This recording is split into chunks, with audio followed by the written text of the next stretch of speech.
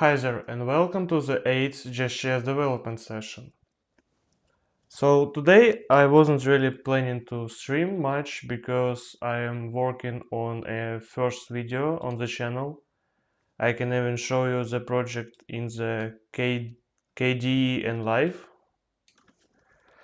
So I'm really new to this video editing game, so it will take probably a lot of time to actually edit this video, but yeah, I will try my best to publish it as soon as possible.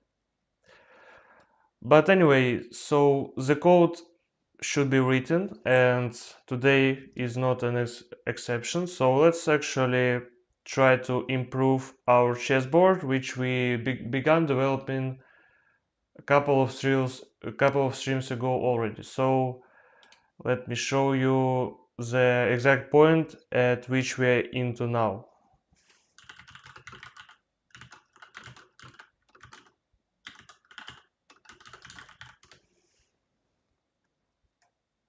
By the way, the video will be about new changes to the development environment. So at the first stream, I was showing how I set up it with when I was using MySQL database, but now I migrated to Postgres database, and I added a new service called pgadmin, which is available on port 5050.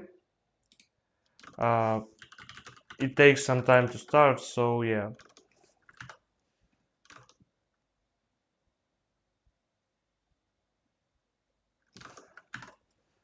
There we go. So it automatically pickups the database, and basically you can skip the installation of the MySQL workbench and use directly in your browser pgadmin.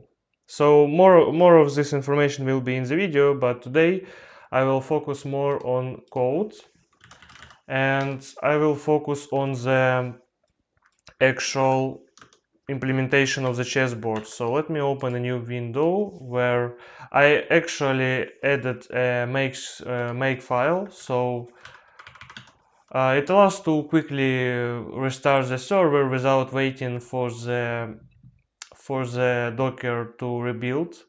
And I'm using a local Git branch.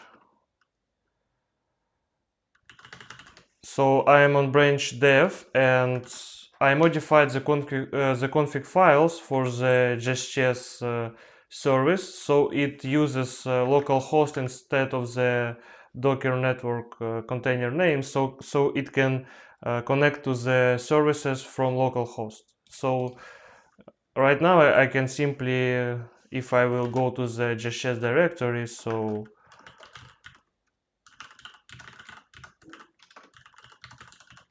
I can simply type make normal, and it will instantly start the server. And I also made a few commands for the debugging. So make dov will start the delve debugger in headless mode, and make gdov will run the graphical user interface for that debugger. I mean, it's normal stuff if you're familiar with Go debugging.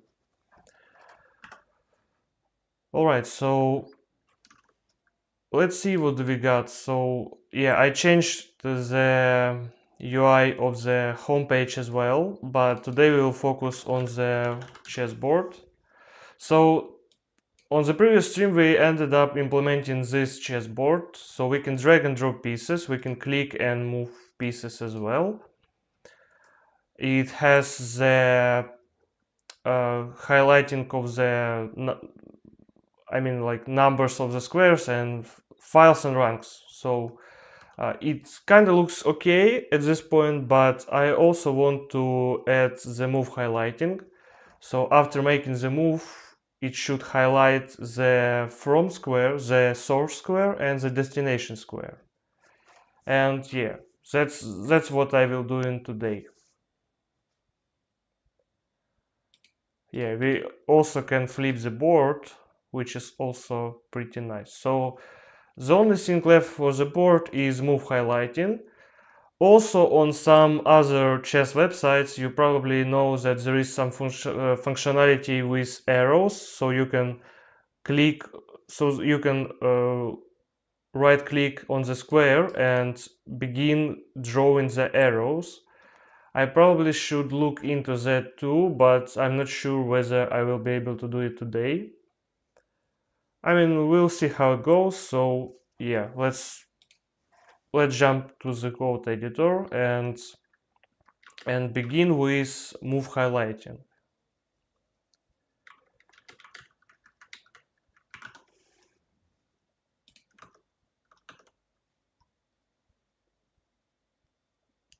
Yeah, I also made this little watermark in the right bottom corner, so yeah, I think it looks kind of good, so let's keep it. Alright, so if I remember correctly, we have the on piece drop or on drop, right? So this is where we handle the piece drop, or when the player makes a move with his mouse. So when we click on the destination square, this is where on drop is fired. So we need to add, when we are making the move, we need to add a move highlighting. So I probably should add some fields to the class, which will actually be the square highlight, so the highlighted squares maybe. So it will be basically a map, I suppose, of squares.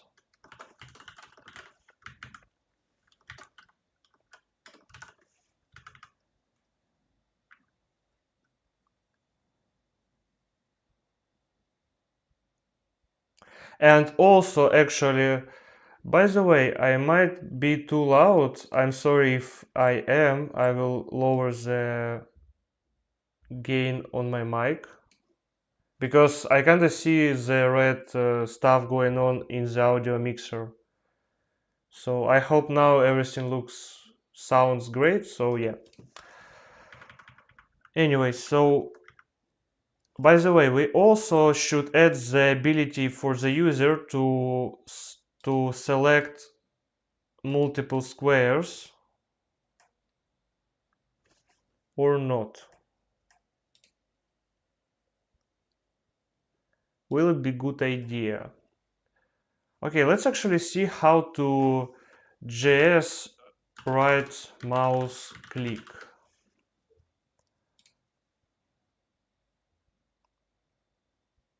Okay, so we have the on context menu function.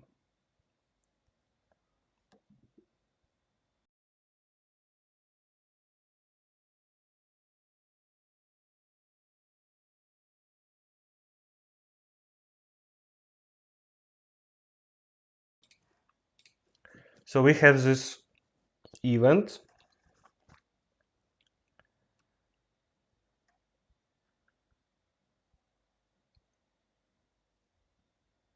Okay, but what if I'm using the on pointer event though?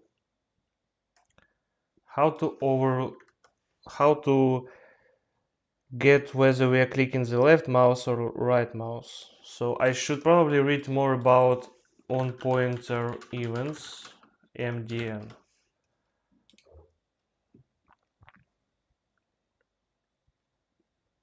Okay, so active button state, the condition when a pointer has a non-zero value for the button's property. For example, in case of a pen, when the pen has physical contact with a digitizer, or at least one button is pressed while hovering.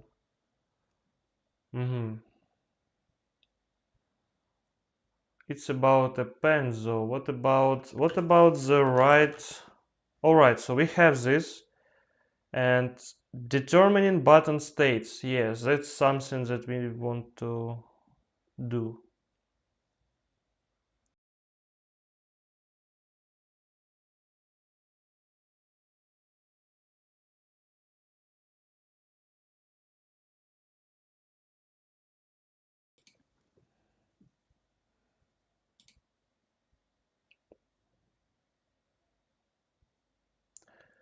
Okay, so we need to use the button and buttons properties of the mouse event interface. Uh, does it have some example on how to do that?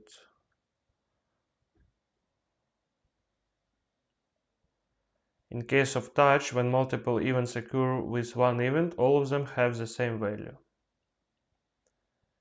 Okay, so it has the button properties and it has a state. Button and buttons. What is the difference between button? So the button property indicates which button was pressed or released. Okay, but the buttons is which buttons. Okay, so we probably will want to use button because we are not handling the multiple clicks anyway. So for the right mouse, we should look for the value 2. So it is an integer, right? As I understand correctly. Okay, so there is an example. We have mouse button pressed event and button name. And we have click anywhere with one or more mouse buttons. Okay, so mouse up, buttons 0, buttons 2. Okay. So we need to, I suppose, in the on drag, I suppose. Yeah, we have this on drag, and here we should check. First of all, we should parse the event coordinates, and then we should check which button was clicked. So if event dot, it's kind of strange though. Why does it? Okay, so we have format event.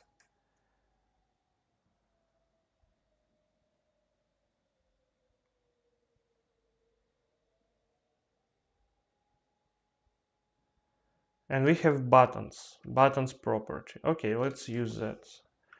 If event.buttons is equal,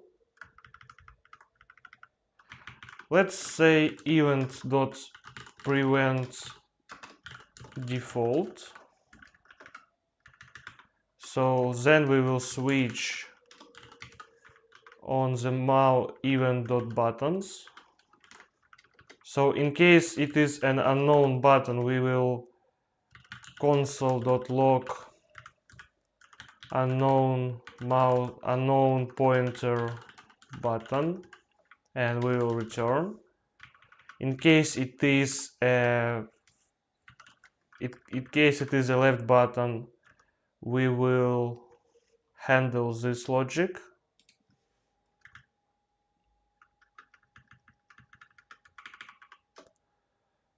Hold on, let me think. So let's actually handle the right button first. So in case of 2, we will 2, right? So left button is 1 and right button is 2. Okay, so 1 and 2. Let's actually print some messages to debug. So the left button clicked, and here we will have the right button click. Right button clicked. So yeah,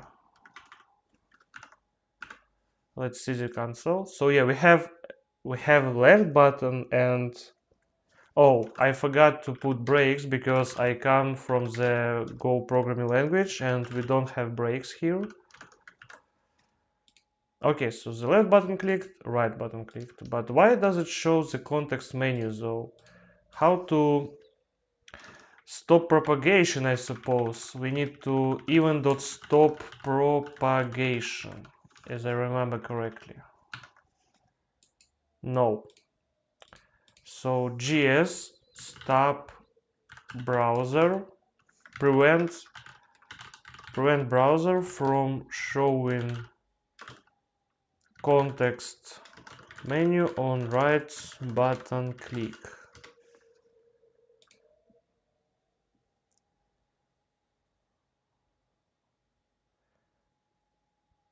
Okay, so the on context menu return false. So on context menu event fires when the context menu right click menu is shown. Yet better, instead of using inline.js, create a reusable class. Okay.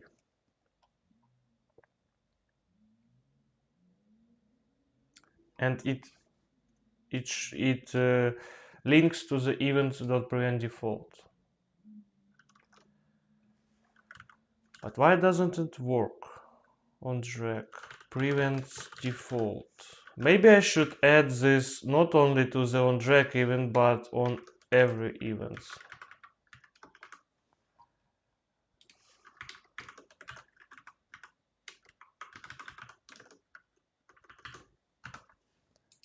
No.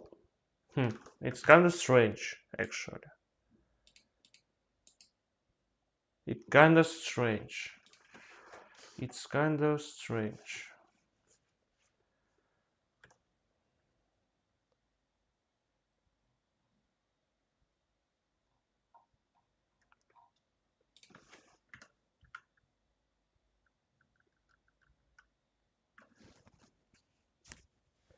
I actually want to understand how it is implemented on other chess websites, because so we have two separate paths. First is using a single event and distinguish between clicked buttons here.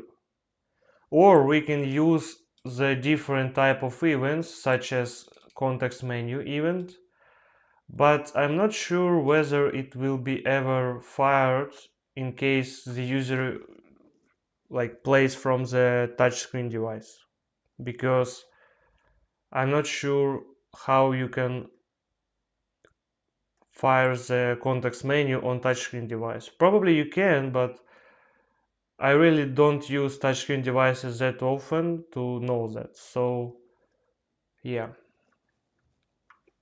let's actually try to remove that stuff and try to use the on context menu. So we will need the constructor,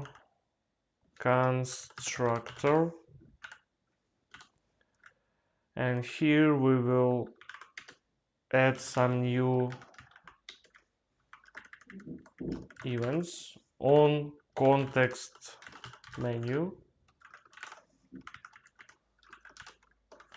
This on right click, right? So this will be on drop. So let's use on right click, and let's use event.prevent default. So let's see. Sorry, I got notifications. I will disable them.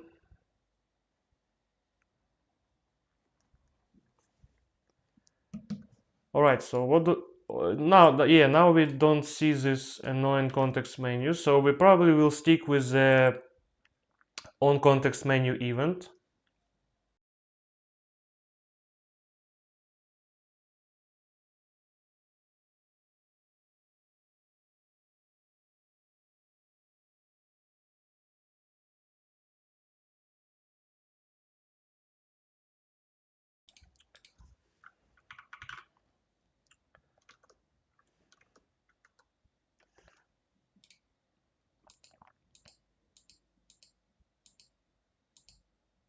Okay, but it actually fires two events. Yeah, it actually fires two events. It fires on context menu event and it fires the on drag event. So we will use on right click to prevent default. Yeah, okay.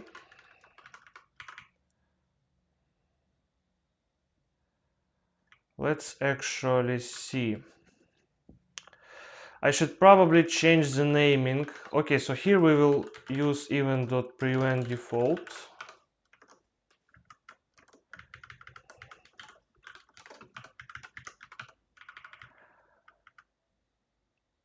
and in the on drag, here we will switch between even dot buttons.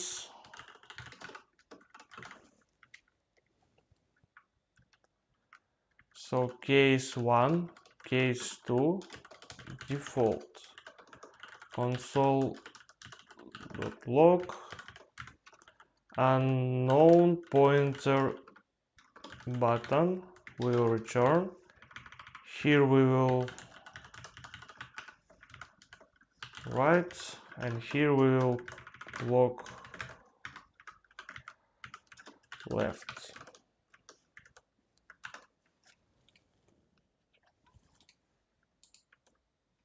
Yeah, I forgot breaks once again. Break. Right, left, right, left. Yeah, it seems correct.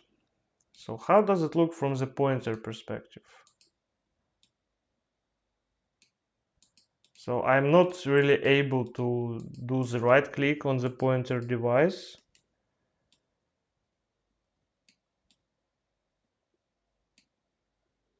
Okay, that's kinda interesting.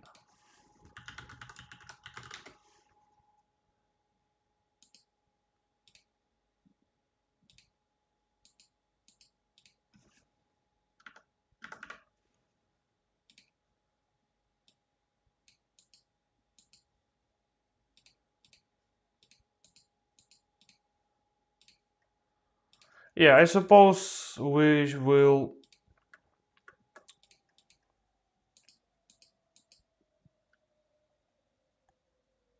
So what I'm trying to achieve actually, I'm trying to achieve to allow the player to select multiple squares, but I'm not sure whether to make it on the right click, because on pointer devices there is no such thing as right click, right?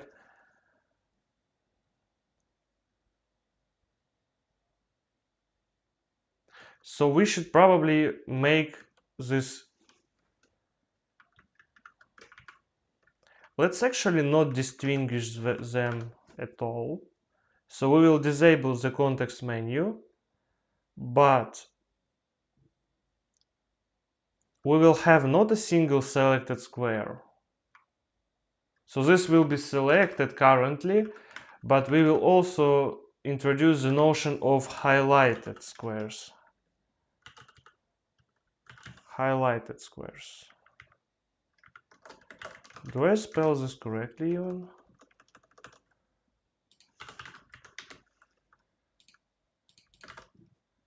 Yeah, yes I am. Okay. So the highlighted squares, I suppose, will be a map of number and basically let's even make it a set. Does just have a set built in? Yeah, it does. So we'll use this set.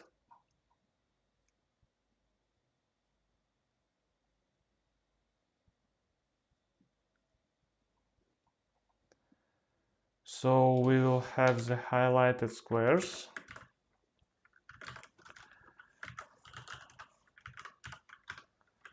New set, which will by default be an empty set. So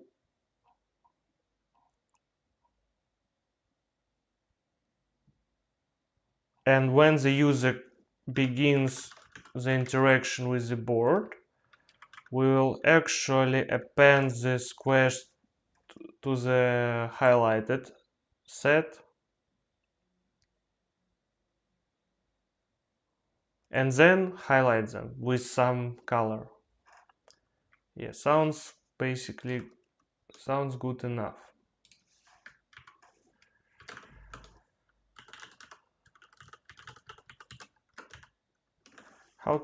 How do I append the elements to the set? So we use add,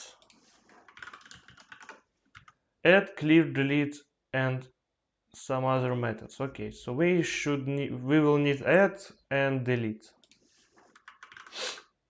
Let's actually, so on the right click, we will clear all selected squares. I think it's a good idea actually. Yeah, I think it's a good idea. So let's make on right click.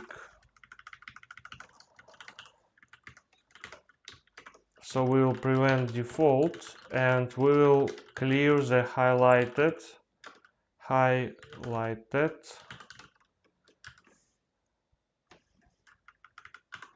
clear, and we will also clear the selected. This selected is equal to null.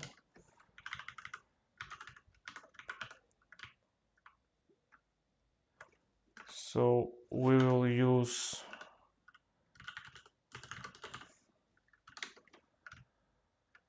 alright, so highlighted, selected, and here we will use this on right click events. So let's see what do we get.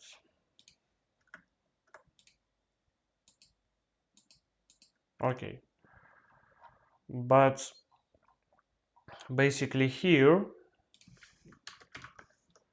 if even.buttons is equal to 2, we will simply return.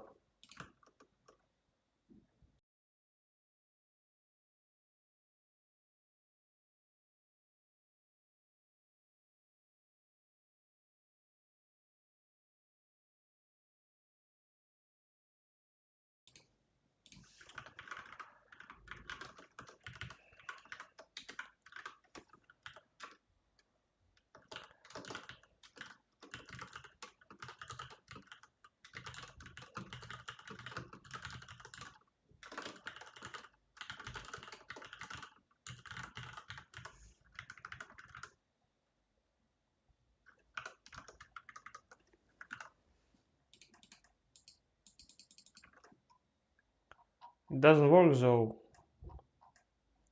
Yeah, because we also need to not only clear, but we also need to delete the actual HTML rendered HTML elements. So for how do we iterate through entries?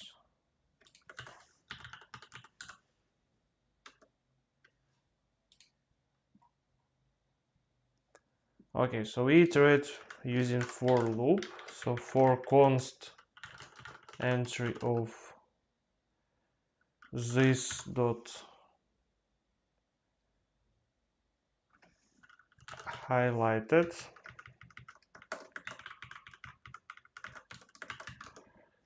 So this element remove child entry. Then we clear the set, and then we delete the selected square also.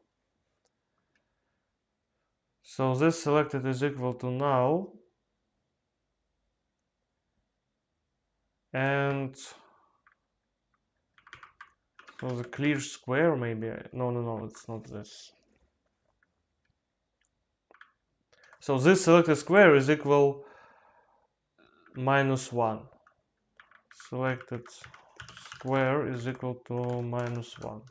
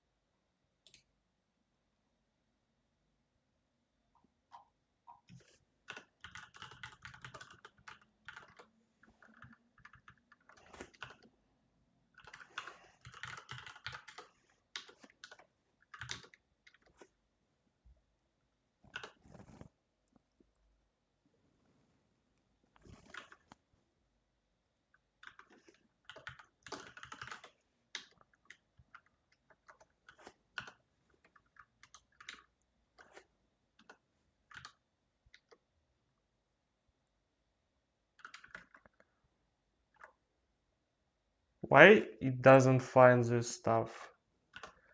Position.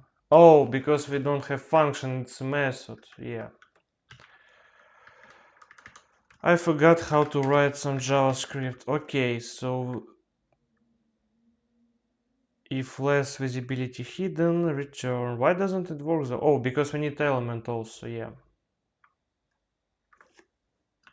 On the right click. On right click.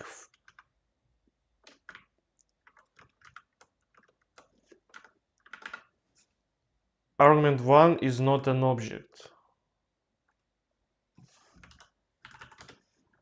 This stuff is not an object. Oh, because yeah, because we need to. Okay, so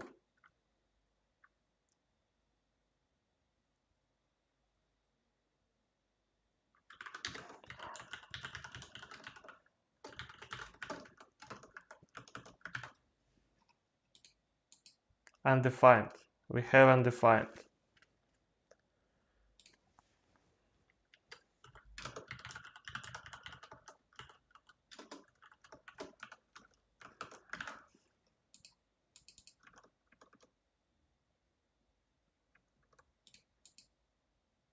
Okay.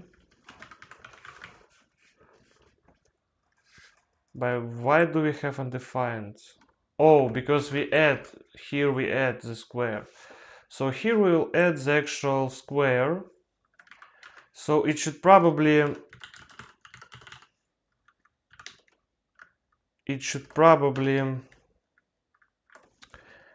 be not a set, but an actual map of the, so this key will be the number of the square, and the value will be the HTML elements. HTML div elements.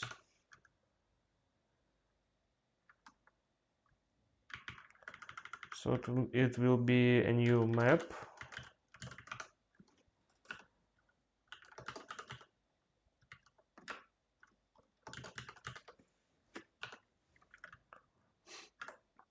So here we will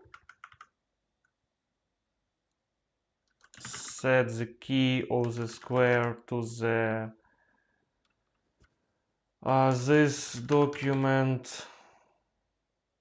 Okay, let's make a method called highlight square.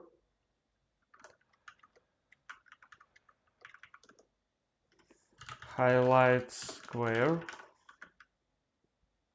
No, we already have a method called position element on square, right? So position element on square. All right, yeah, we have this. So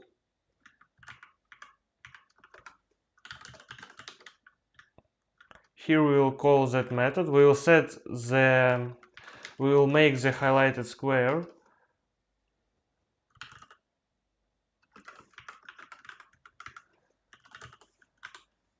Document.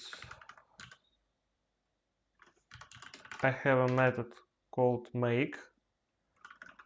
Yeah, make.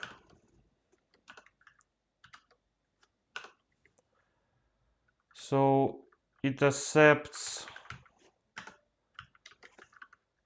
the tag name and the class name, right? So the tag name will be div and the class name will be board highlighted.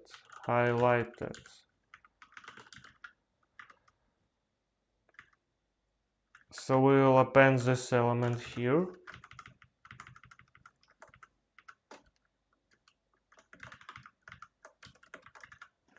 And we will position element on piece, on square.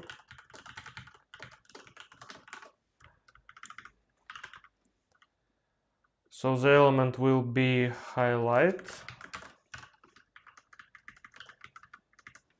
The square will be square.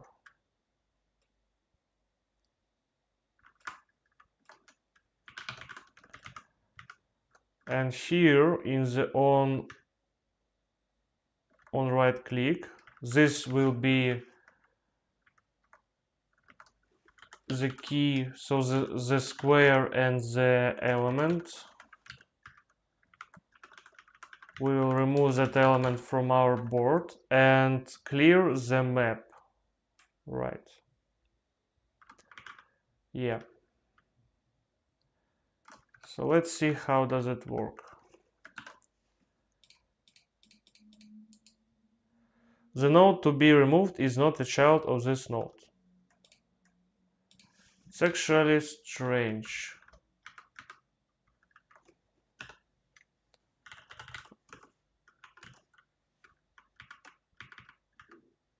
Position element on square.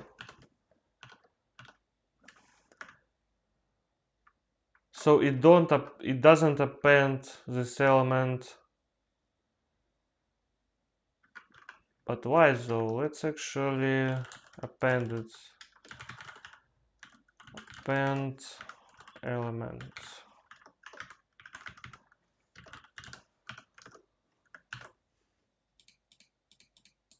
Alright, yeah, now it works.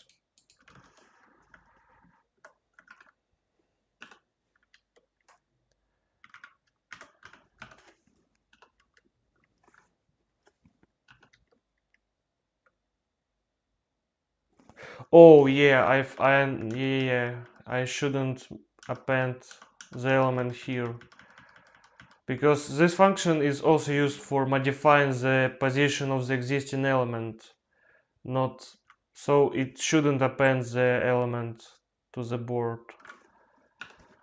I better just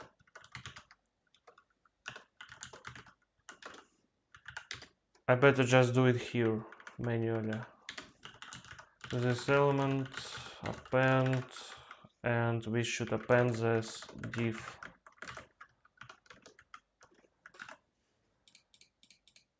Alright, yeah, seems to be working, but what about multiple squares? Why doesn't it work?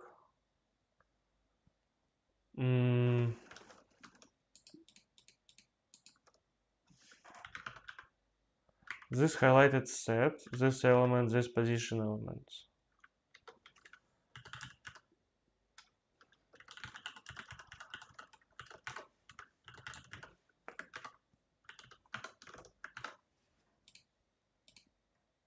Okay. But why they are not rendered? I don't quite understand why they are not rendered though. I mean, we have 5 entries in the map, but we see only one highlighted square. Maybe it's because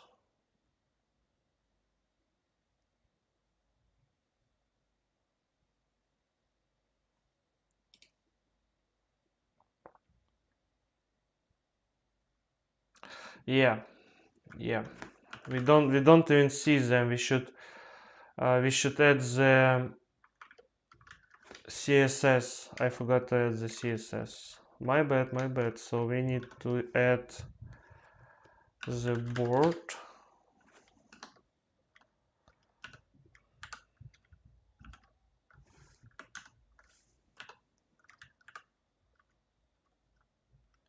What do you mean by what? Board. Okay, there we go. So we have board highlighted, board highlight. Let's actually, no, let's make it different colors. So the same thing as board selected, but the color will be, I don't know, magenta. Is it a valid color? I'm not so sure. I also forgot to put the class name.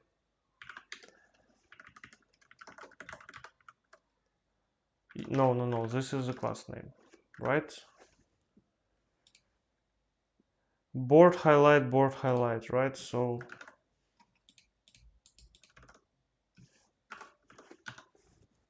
board slash highlight. Maybe it's not a valid color, I suppose. Let's actually see.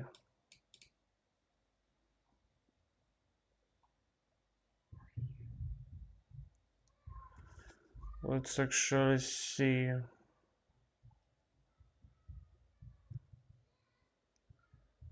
So we have board. Yeah, it's not a valid color.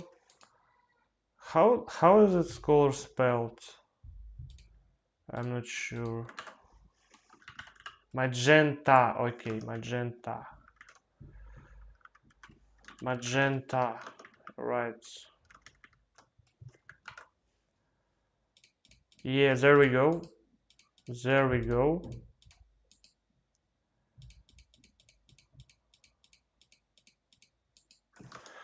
And we also need to remove the... Okay, so in the on right click, we need to remove this element. So this selected square is equal to -1. This selected... Can we simply remove this selected square? No, we can't. I suppose we can't.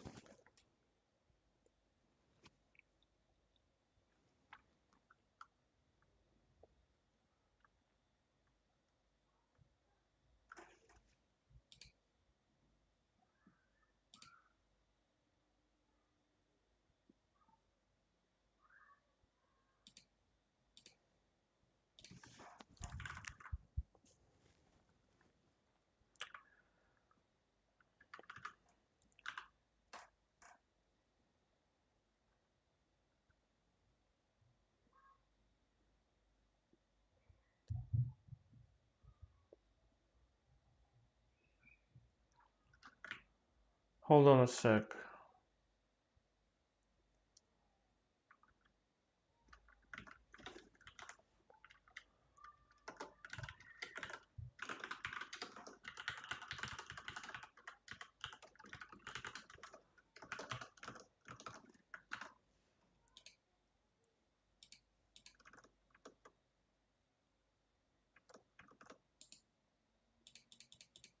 Okay, it works. I forgot.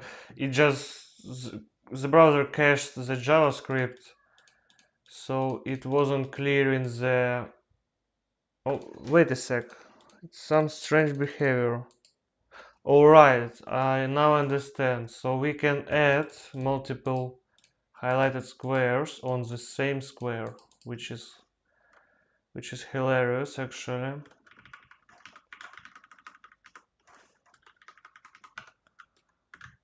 How does it even work though? Okay, so if we should do this stuff only... Actually, so if this highlighted get square, so this will be elements. So const L, this stuff.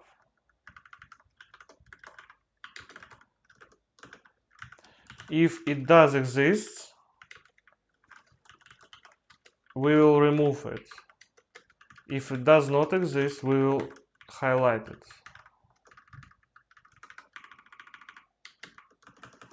So this element, remove elements. Right, so yeah. Okay, now it works. The node to be removed is not a child of this node. Okay, it's kinda actually interesting. So we should not be able... Okay, so I will remove this stuff.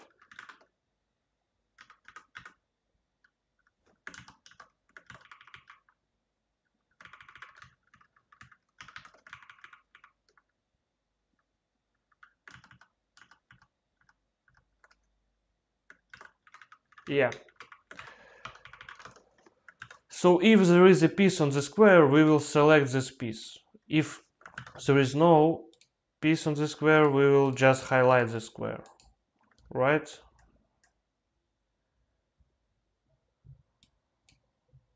If no piece, return. If there is a piece, then we will do that.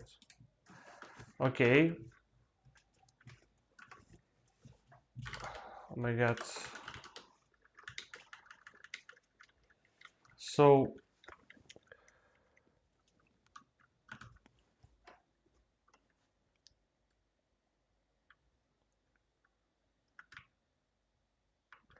I should probably not even bother highlighting the square if it has a piece. No, I should be able to highlight it, right? I should be able. So I will add a to-do. Highlight the enemy piece. Select the allied piece. So the main problem now is that we don't have any actual logic, so we cannot distinguish between allied and enemy pieces.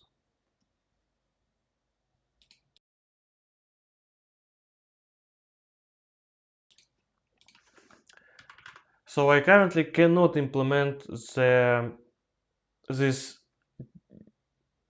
distinguishing process.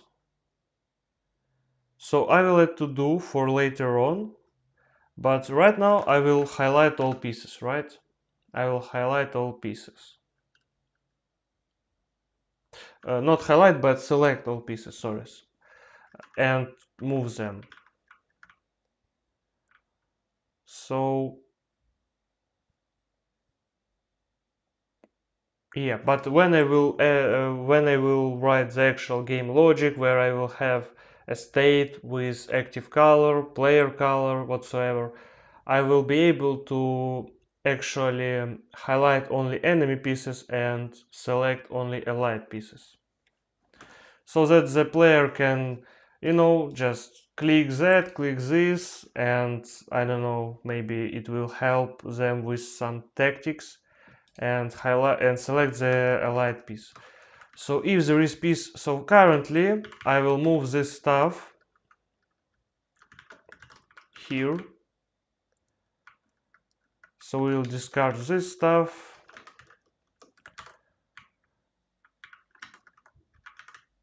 So we will handle the moves first of all.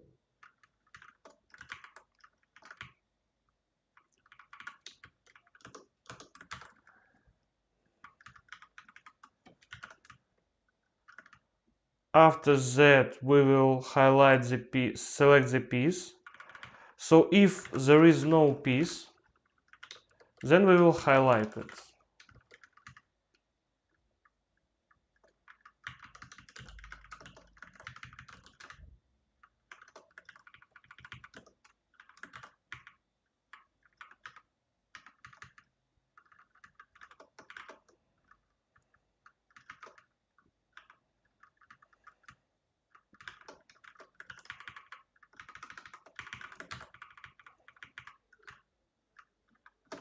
All right.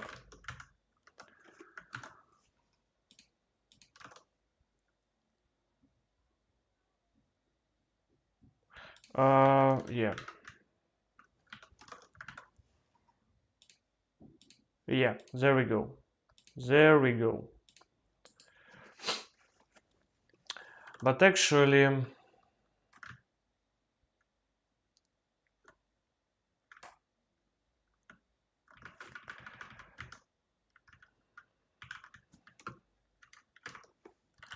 clear.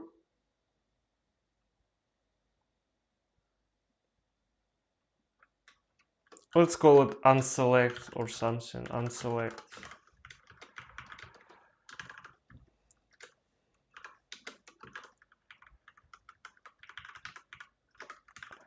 So the unselect clears the highlighted square and removes the selected square. or simply remove the highlighted squares and selected square. Removes highlighted squares and selected square.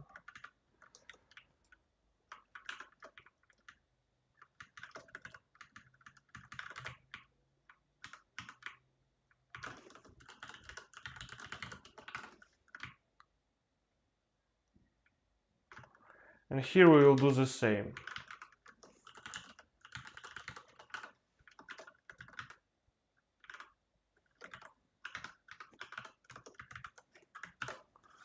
So we can do this stuff, but then click on piece and it will all be gone. And we can actually also highlight some squares, but then right click. Okay, so we have an error some.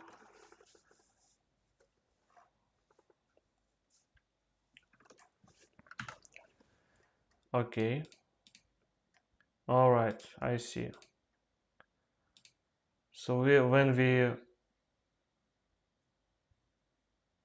hold on a sec, what does it mean?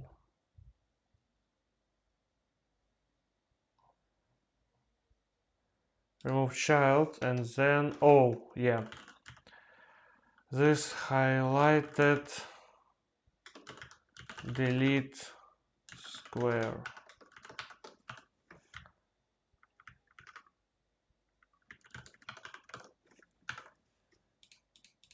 Yeah. So we can highlight a bunch of squares, but then click on piece and make a move. We can also actually highlight a lot of squares, but then click on the right button and then also it will disappear. Right. So that's one thing. Another thing is to add the highlight of the move. So it should be also simple.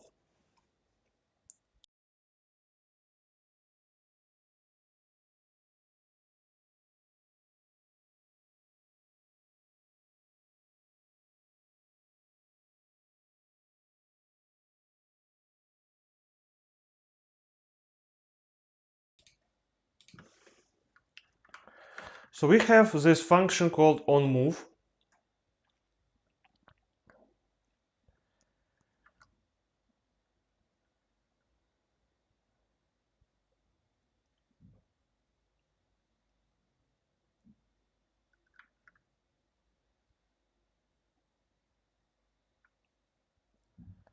No, it's not this function that I want. Yeah, I want actually onDrop and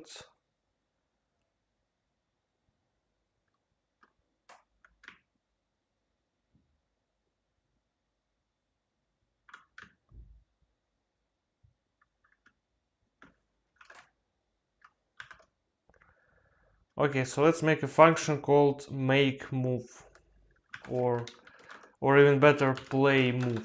Play. Let's call it play, right? So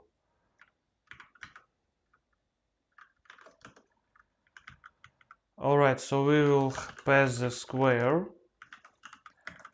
Actually, let's pass the src square, the dst square. So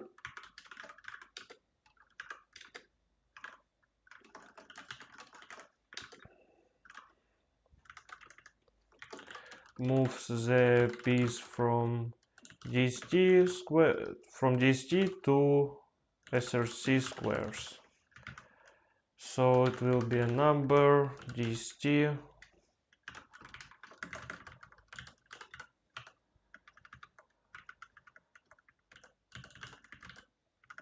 That's src dst.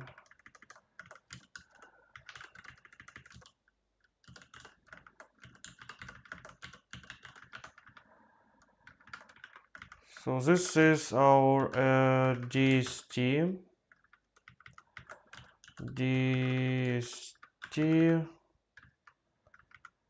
This is our src, and yeah, clear the selected square. This unselect, right? Okay, so we will, and also let's make a CSS for the previous move.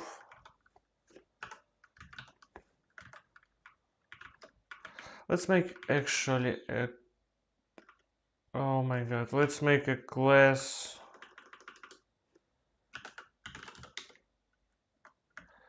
Let's make a class for board square. Let's make it this. It will have these properties. So I will remove that, and also these properties.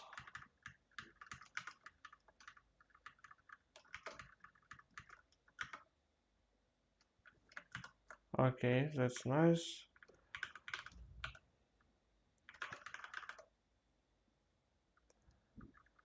Select, highlight, and so we have the. So how will we highlight the previous move?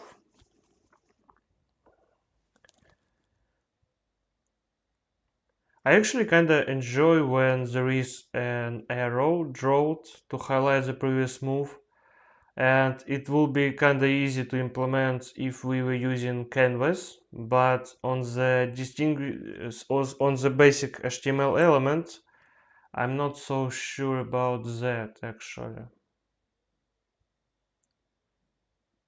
I'm not so sure about that.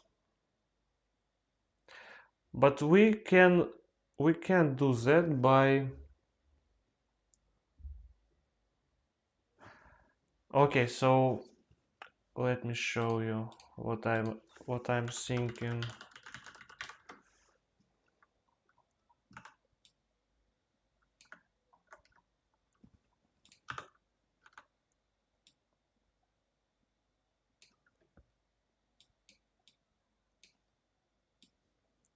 So imagine this is two board squares.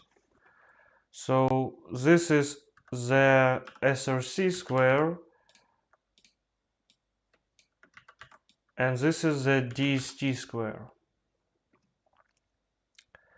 So I can make an HTML element that will take space of these two, so the height will be two squares, the width will be one square, and this HTML element will have a background of an arrow.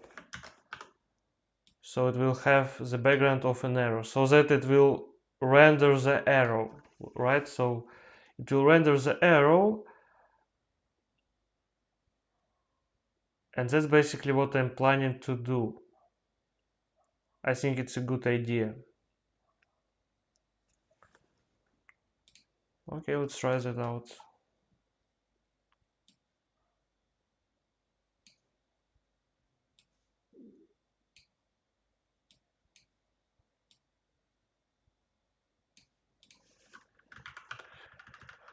So we will have a class for the board arrow, I suppose. Board arrow. It will be, I don't know, let's make it a yellow color. It doesn't matter. So the background will be transparent. Background color will be transparent, but we will have the background image.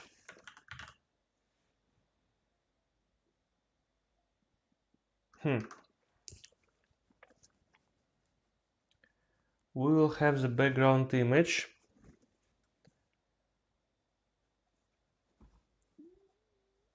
It's actually kind of interesting how it is implemented. So no, the image will not stretch correctly, right? So we need to draw the arrow from the JavaScript. It's actually kind of interesting.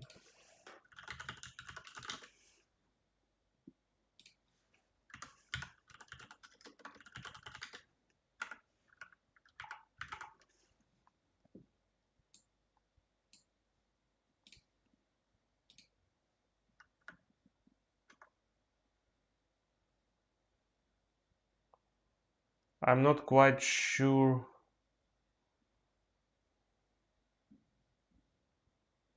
how does it work.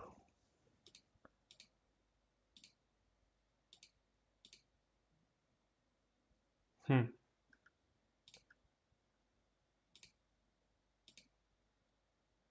All right.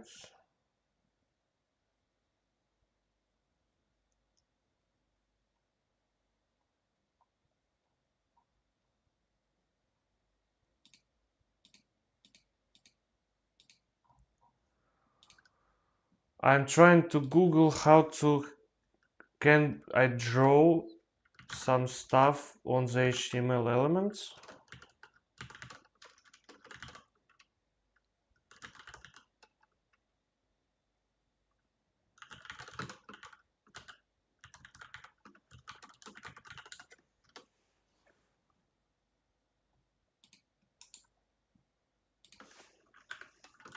Without canvas?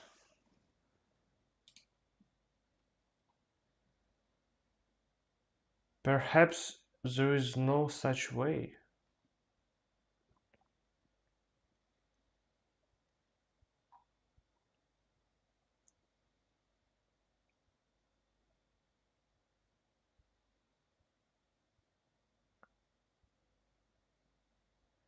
Okay, so we actually can use something like SVG. It's interesting actually. We also have CSS polygons. So we have the CSS polygons. It's kind of interesting actually. CSS polygons. We have this polygon function. Yes, it's actually an arrow. Wow.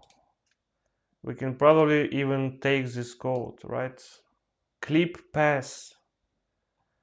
It is baseline widely available. That's nice. That's pretty nice. So we should probably make a class called board arrow with the background color of transparent. It should have a position absolute.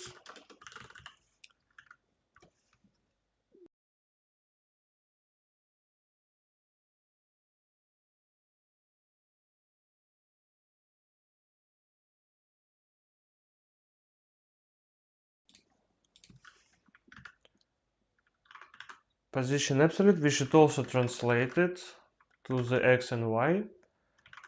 That's okay. And we also will have this clip pass property, right? So clip pass.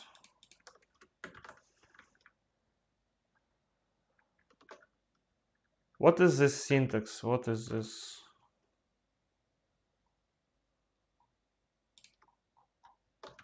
Okay.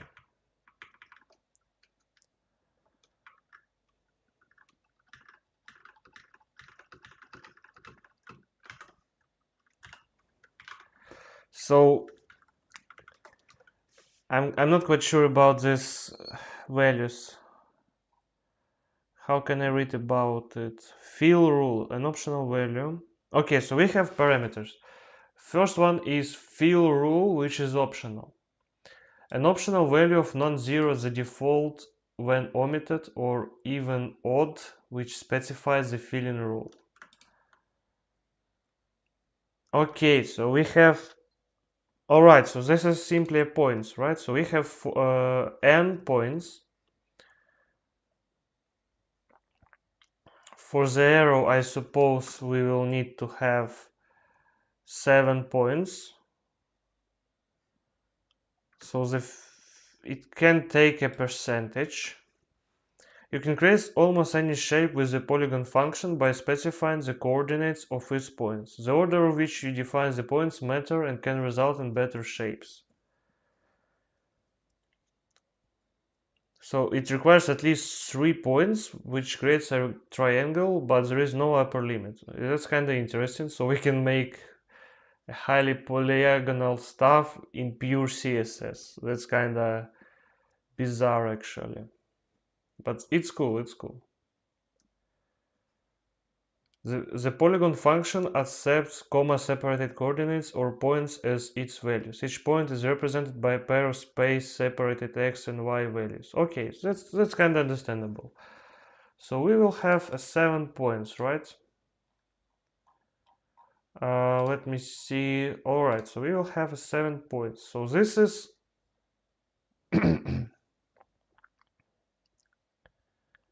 I'm actually not quite sure. So the x on the 0% and y on 20%. So I suppose this left upper corner is coordinate 0, 0, right? So let's actually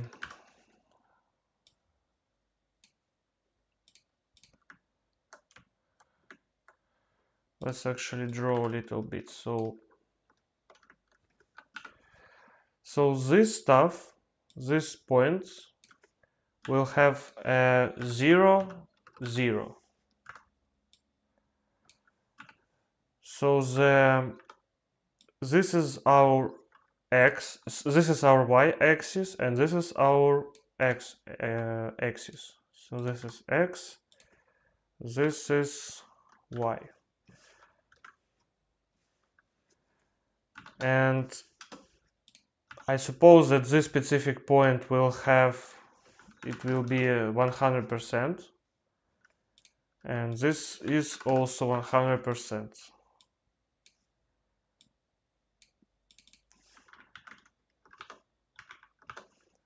Right. I suppose. So what we can see here is this is our first point. Let me draw it. So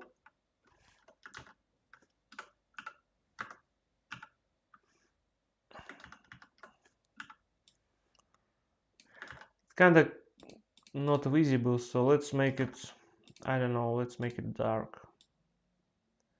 So this is our first point. It is on x0, y 20%. So this is 20%, right? So this is 20%. 20%.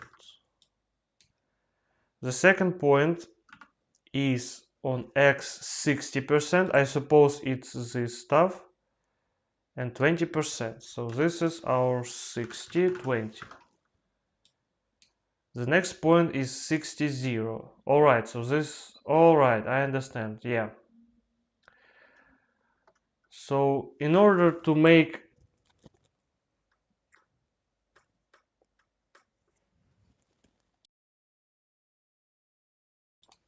I'm thinking how to make this arrow dynamic so that the points are calculated at runtime. Because we can have like let me open the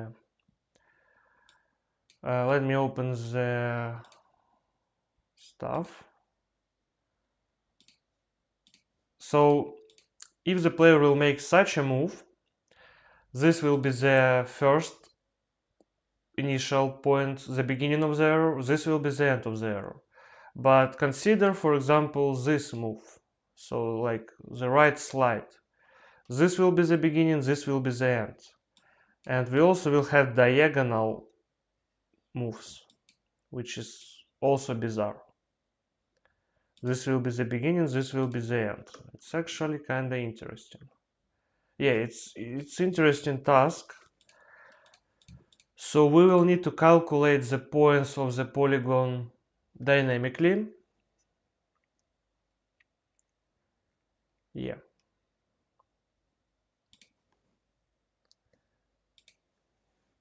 But the thing is, the number of points will always be the same, no matter what, right? So we will always have the exact 7 points.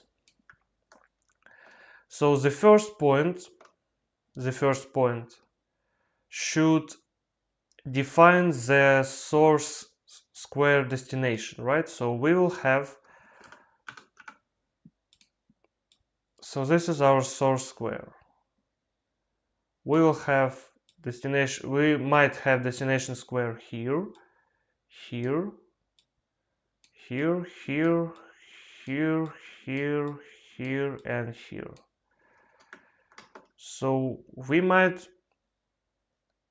in the end of the day, we might have 8 different arrows. So this stuff, and so on and so forth, right? So,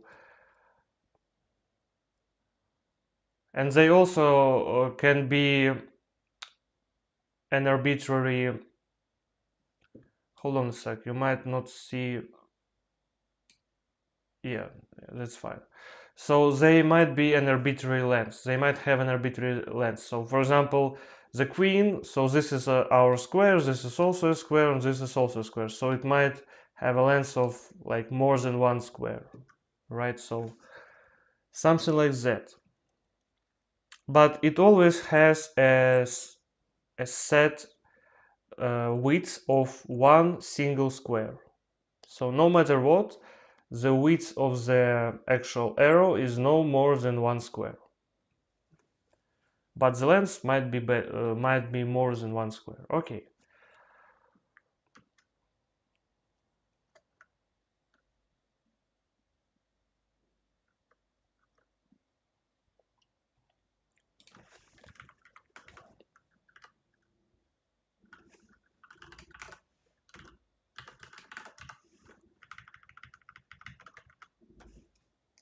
And the actual question is, does CSS polygon accept variables?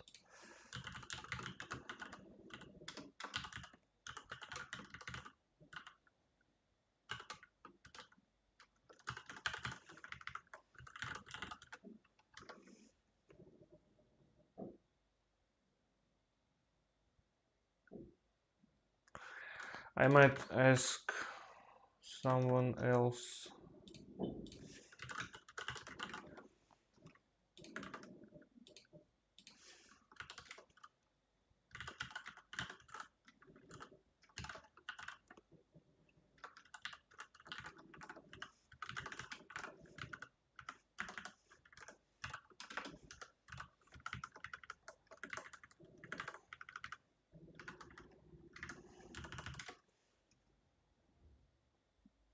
Yeah, apparently it does. Yeah, apparently it does.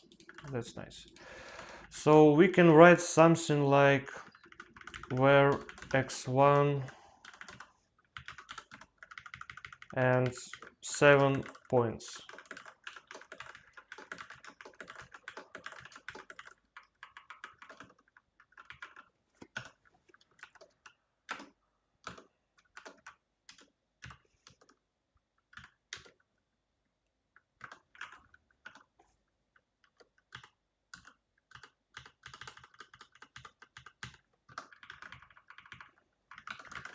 Give me a sec, I will like drink some water.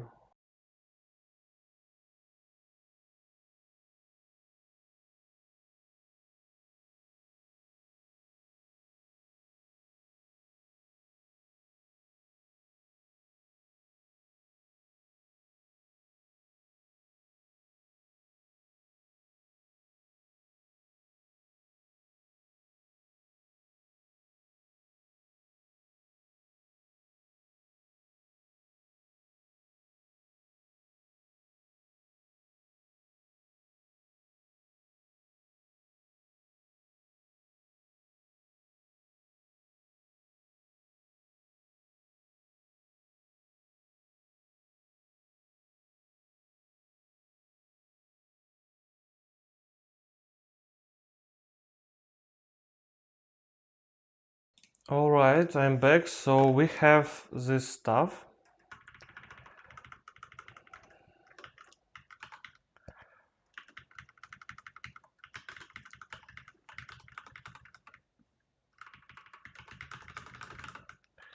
So we have 7 points, and we will dynamically pass its values, variables from the JavaScript.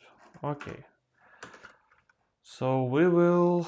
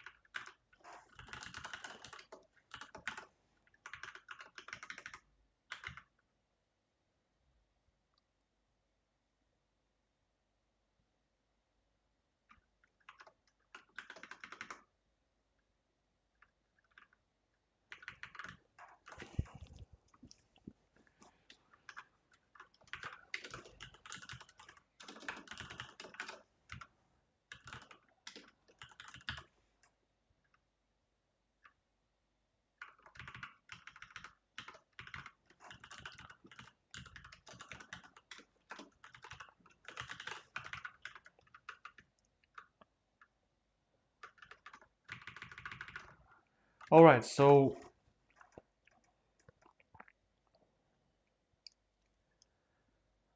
Now we will begin drawing a piece, drawing an arrow. So the first point, this will be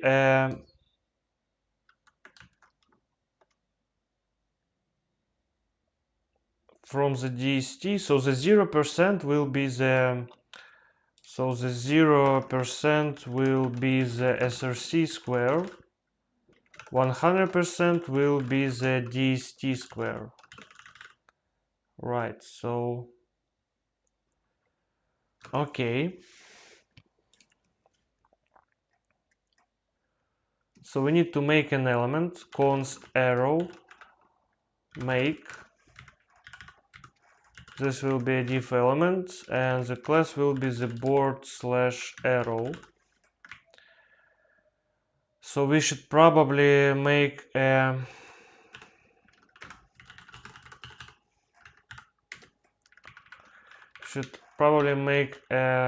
map of arrows also. Actually, even not map of arrows, but I suppose an array of arrows. Let's make it HTML div elements. The array of HTML div elements. But I'm not sure about how to do this in JSDoc. JSDoc array of numbers, for example.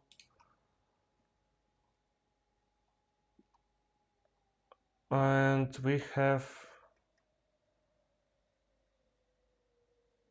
okay, so we can do something like this, I suppose.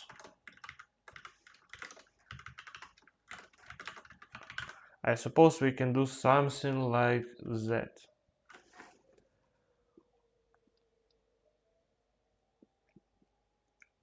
Oh, yeah, no, we can do without the curly braces, right? Like that. Okay.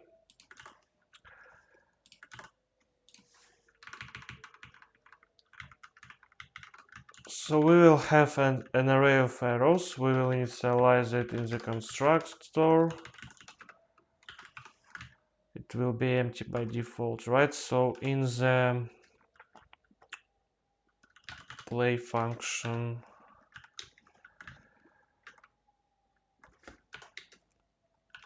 alright, so here we will draw that arrow. So we will make the board arrow.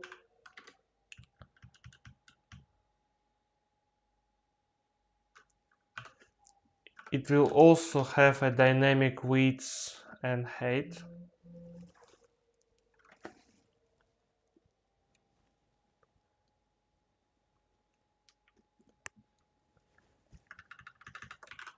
Alright, so it will have a dynamic height and width.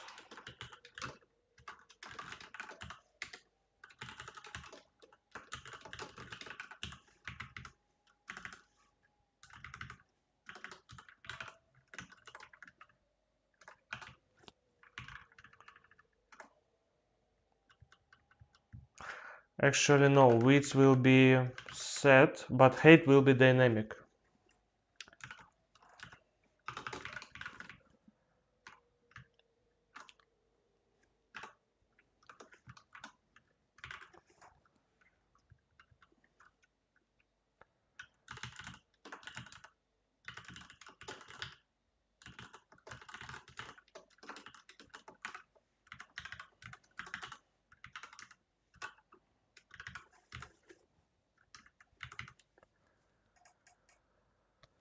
Okay, so we need to calculate the delta between the source and destination squares. So the delta will be equal to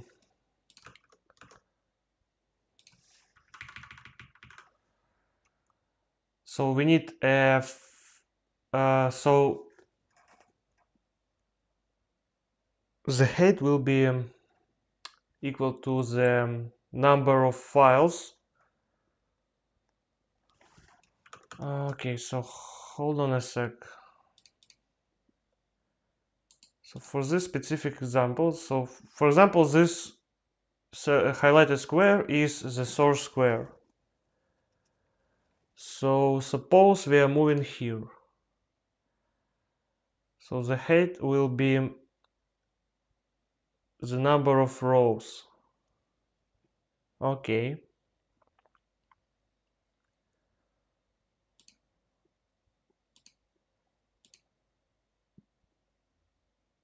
Okay.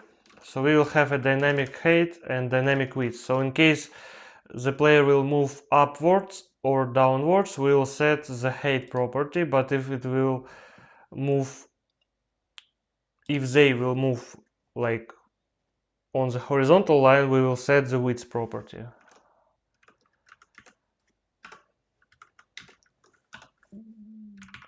So we will have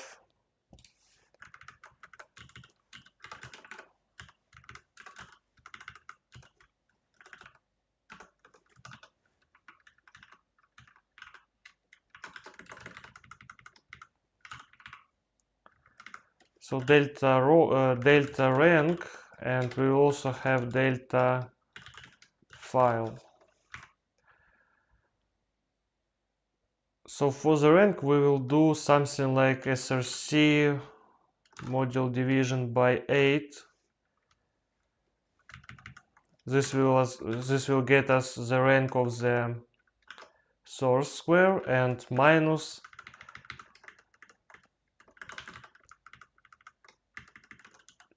dst module division by 8, and also we will abs all of that stuff.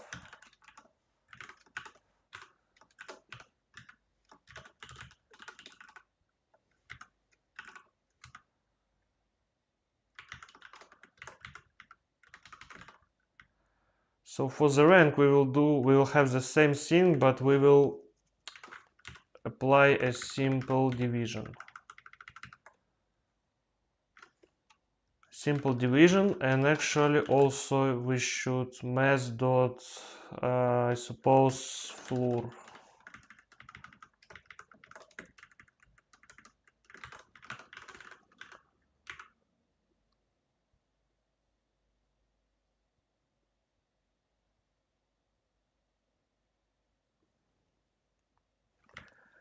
Yeah, but I suppose we should swap them. So this should be file, this should be rank.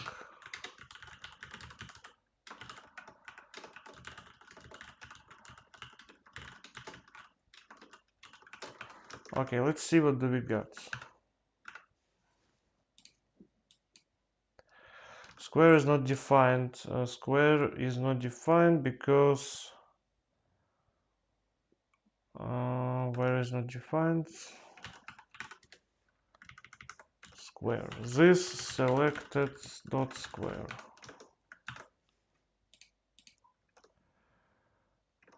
Okay, so in play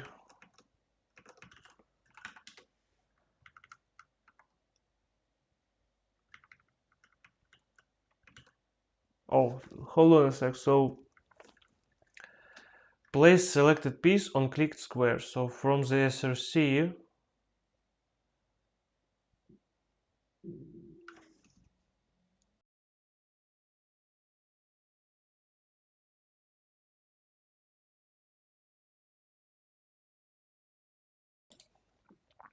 I suppose it is this selected dot piece maybe.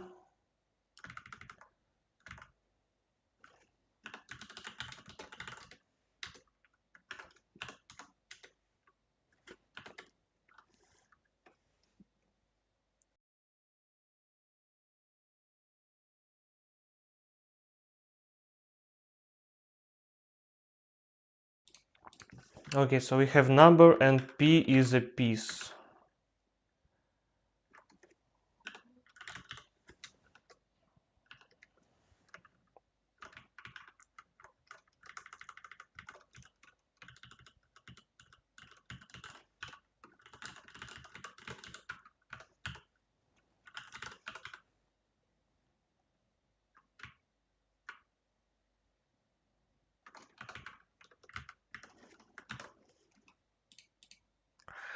P is undefined.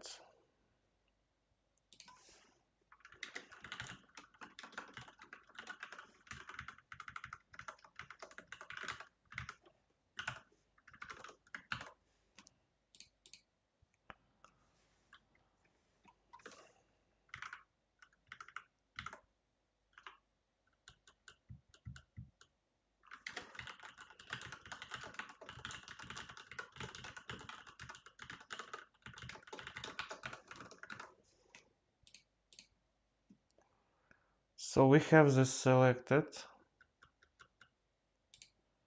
and it has an object.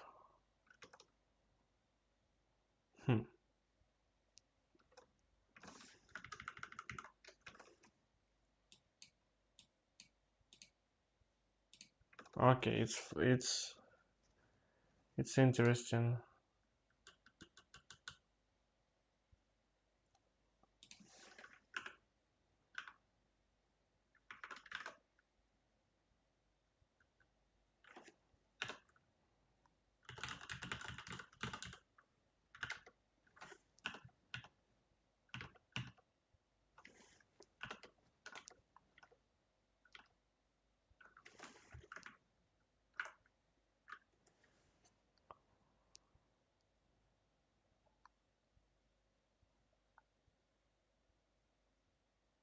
Okay, yeah.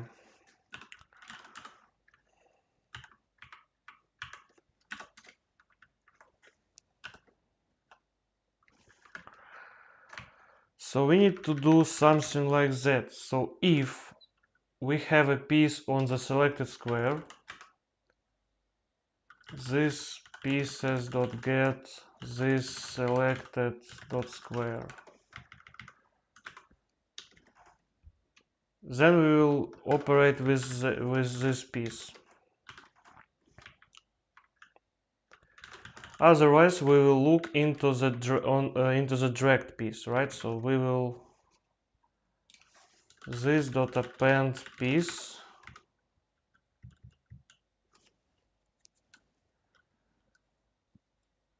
dst and this piece. This append piece dst this dragged piece dot piece, right? Something like that. Okay. Set property is not a function.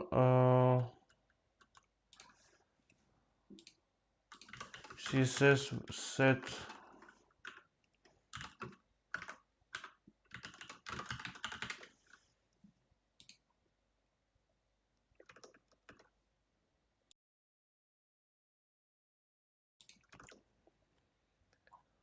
yeah, because we need to do element.style set property.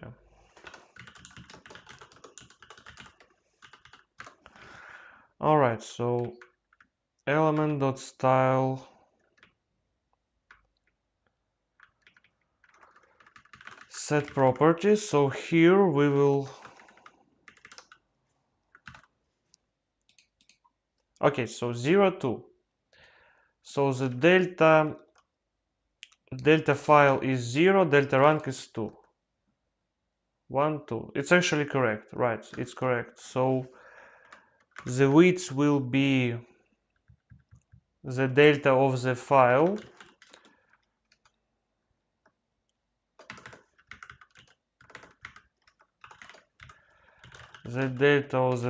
multiplied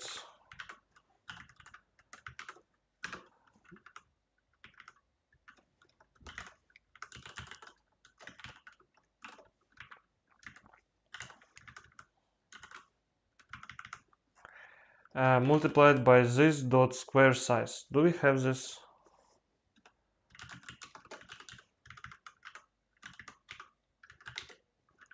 Yeah, we have the square size.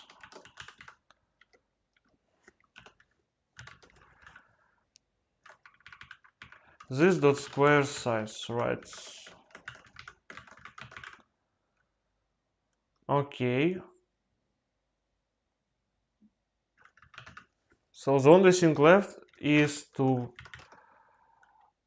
draw a polygon.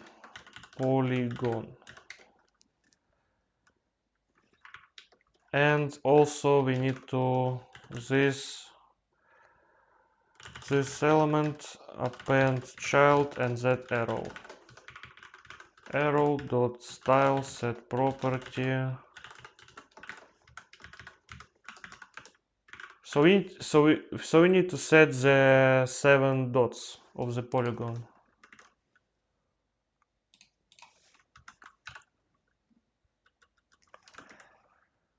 So let's see how we will do that.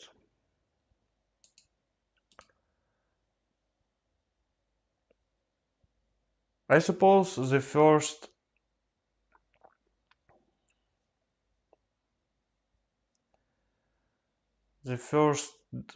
dot will be in the middle of the square, so it probably will be something like 50%.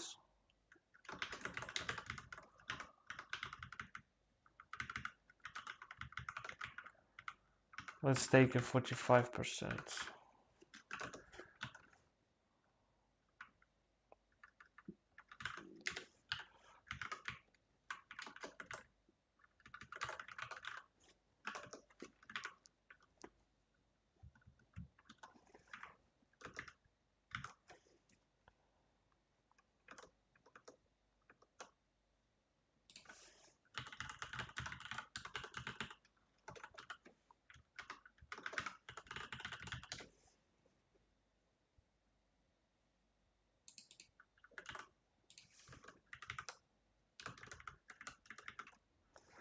Okay, so let's make it 45, 45. Let's see what do we got.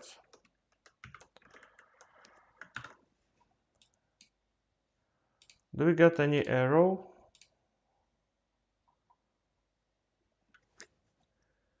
Do we got any arrow actually?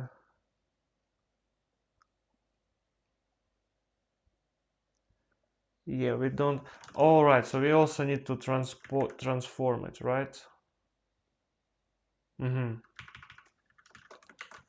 So draw a polygon and transform a polygon. Style set property.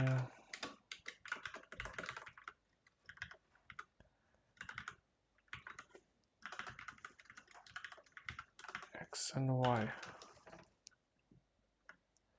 We actually have kind of a lot of elements. I'm not even sure. Yeah, we have, because we have a bunch of like board coordinates and whole bunch of pieces. That's okay. So for the X position, we will be having the, it's actually, I suppose, this position element on square arrow, and the position will be the SRC, I suppose, right? So let's see how does it look.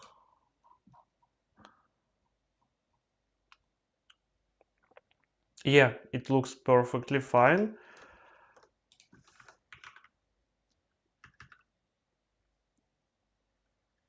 So for the width we will be using delta file, for the height delta rank.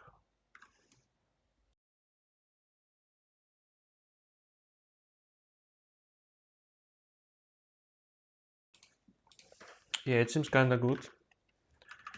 Not gonna lie, not gonna lie. So position element on square.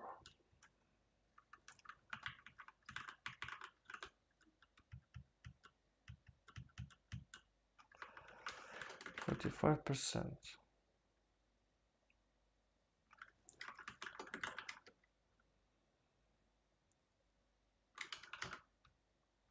Okay, so we should also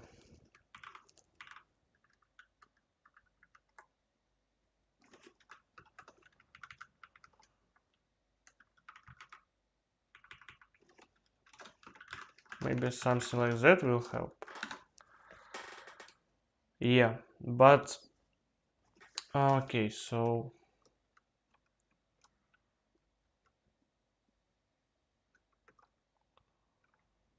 there is something wrong with the positioning. Position element on square.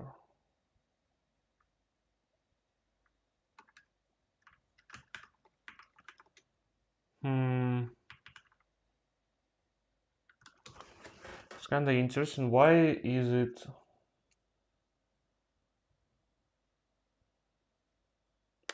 Okay, because it should. maybe I should position it on the destination element though. DST.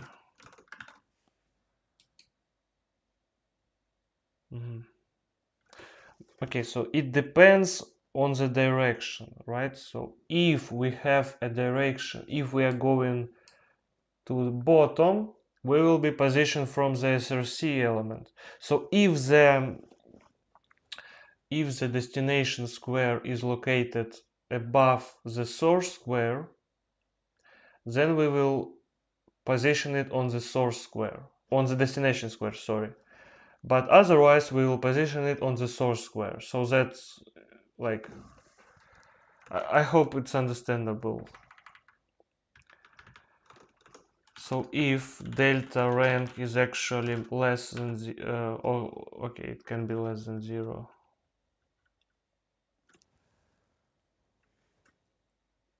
Okay, let's make some additional variables. So src rank, src dst rank, dst. So the src rank will be this z1.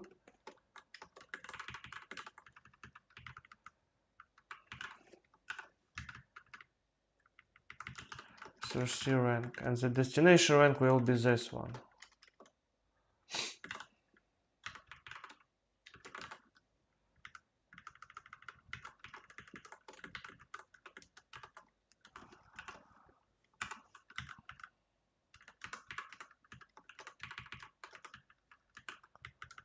And this will be dst rank.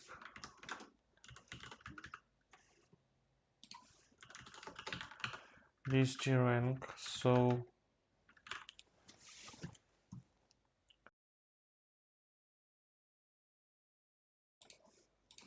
So here we will have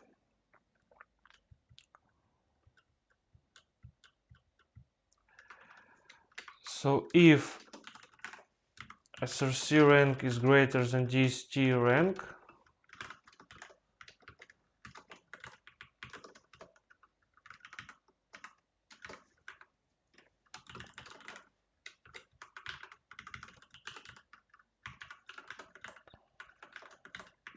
we actually can use the JavaScript's ternary operator, I suppose. How's it called? I already forgot that because in Go we don't have this. So basically, if src rank greater than dst rank,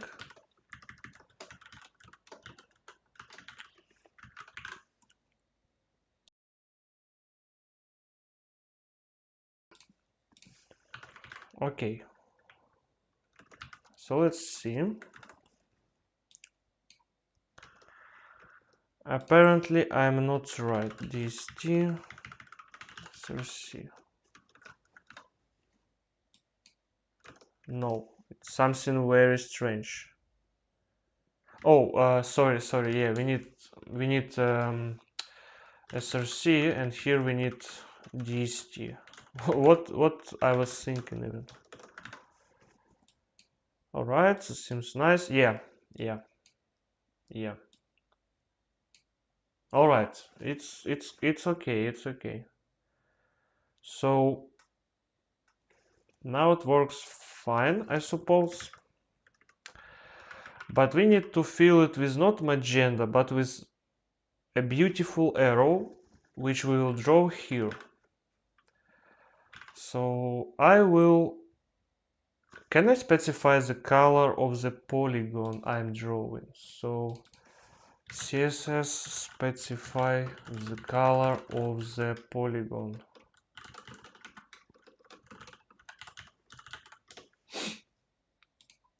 Color of the polygon. How can I specify it?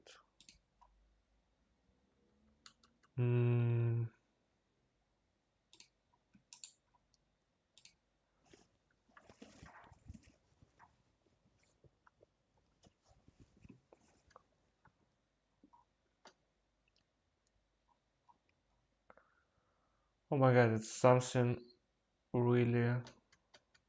Okay, so background, we need to specify the background. Magenta.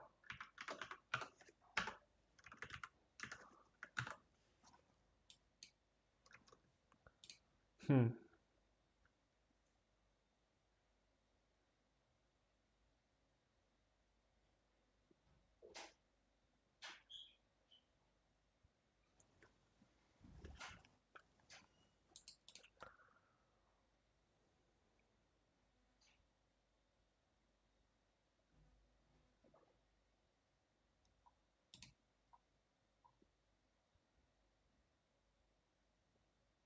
I'm not sure how does that work though. I'm not sure.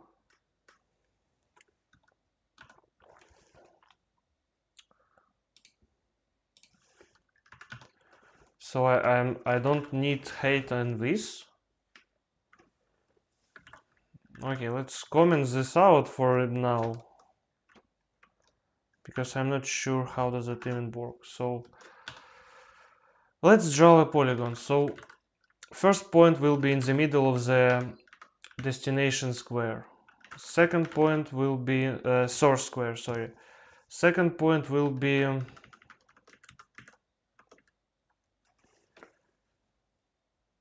yeah, so this will be the beginning of the edge of the arrow. So it will be not on 60, but I suppose on 70, on 80%. Let's make it 80%. 80%. And on basically 10, maybe. Yeah, let's make it 10. So the third point will be in the... So this will be the end of the arrow, I suppose.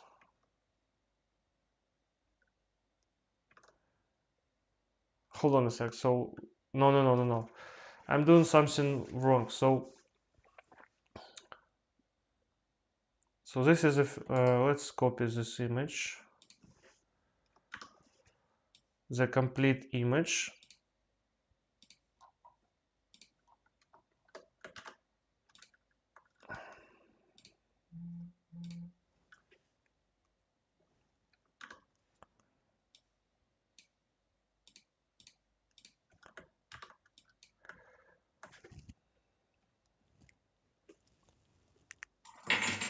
I'm sorry for the background noises, guys. Okay, so this is our first point. Let's make a readable color. Basically green will be fine. So this is our first point. So I suppose this is a second point. So this is a third one, this is a fourth one, this is a fifth one, sixth one, and the seventh one. Okay. And so we need to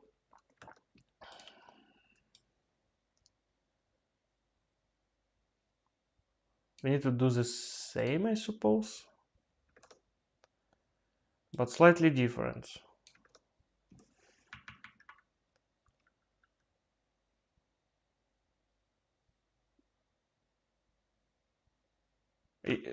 I mean,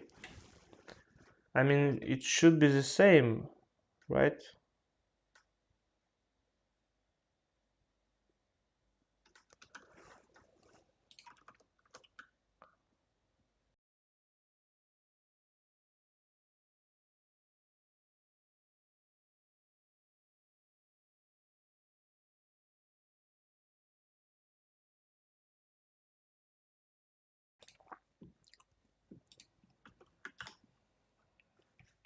Hmm.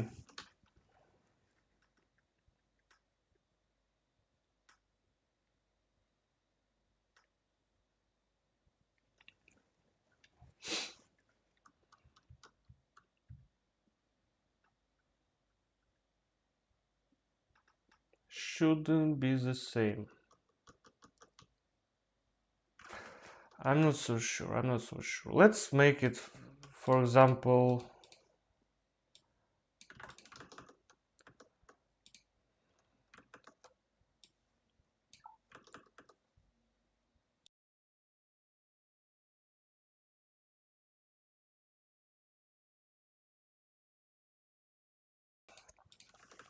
So it should be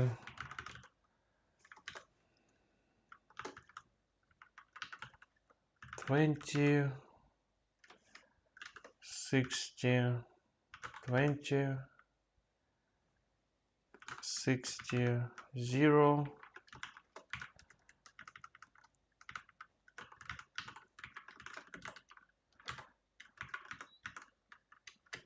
4, 5, 6, 7.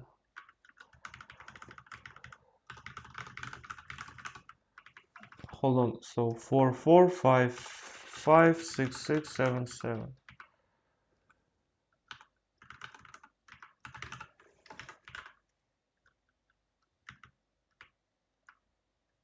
Okay, 1, 1, 2, 2, 3, 3, 4, 4, 5, 5, 6, 6, 7. Okay.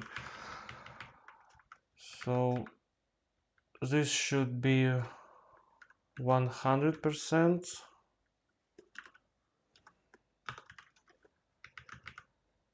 This should be 50%. This should be 60%.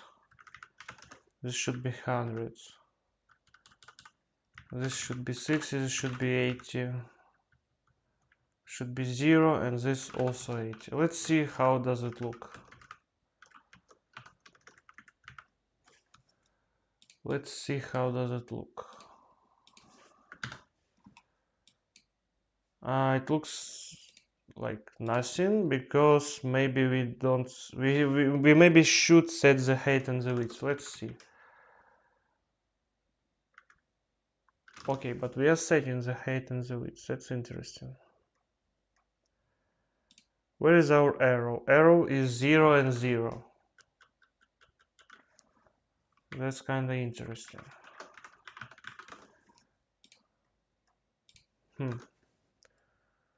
Set property.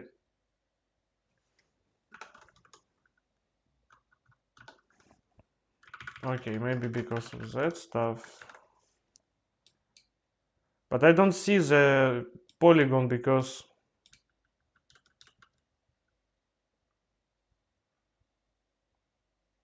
it's really interesting how to implement this.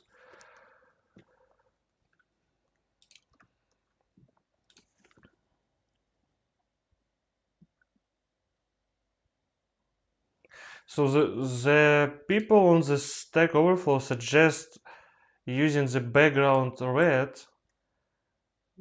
I mean the thickness. All right, maybe the thickness will help. How does it even work? I mean, like, what is this B? The thickness. Okay. Maybe we will apply the thickness and it will work. No, it doesn't. I'm not sure how it's supposed to work even.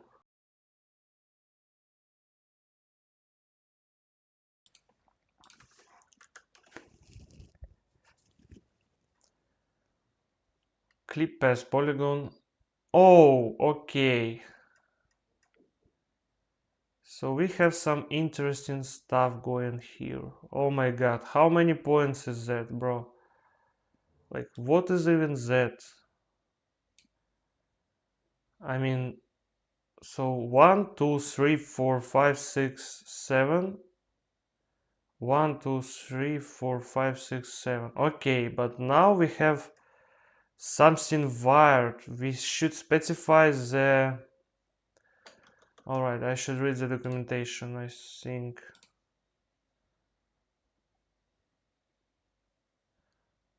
But this works without that stuff. That's wired. It's really wired.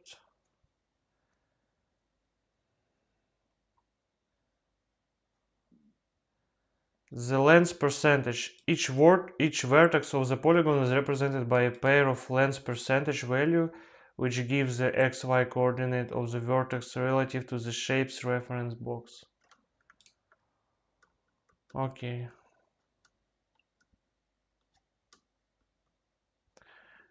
This will create a rectangle shape. Hold on a second.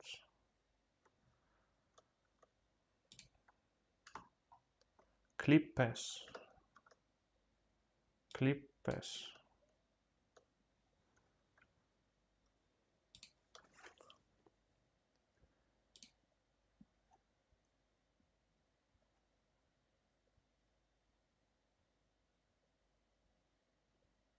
How does it work? I mean, what's 1, 2, 3? It's kinda interesting.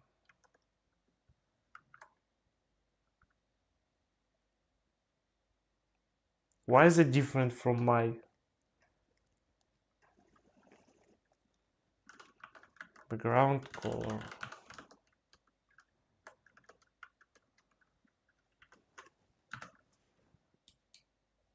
I don't see the polygon itself. I see only the background filling.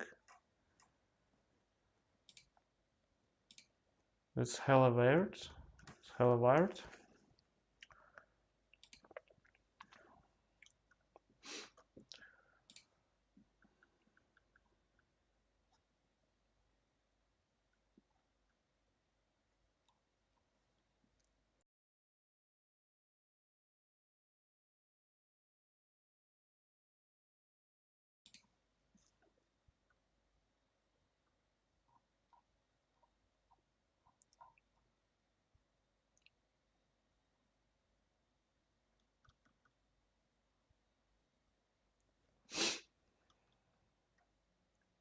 Hmm.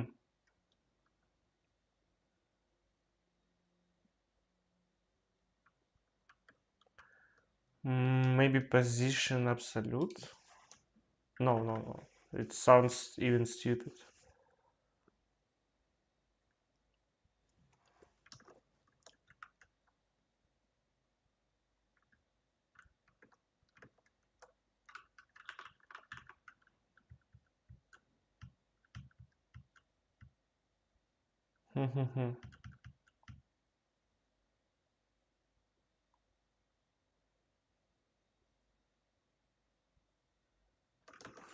Okay, let's try this thing without properties.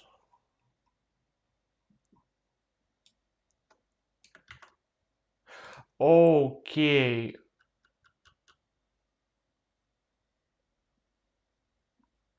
But is it okay? Okay, yeah. Now I understand that maybe I was wrong.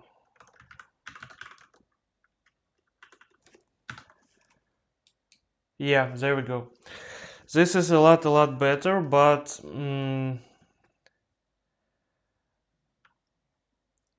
so we have some words.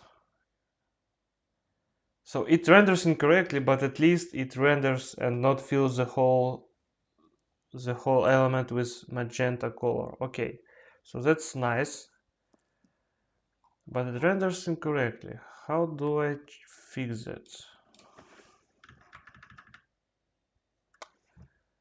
Maybe I should try different.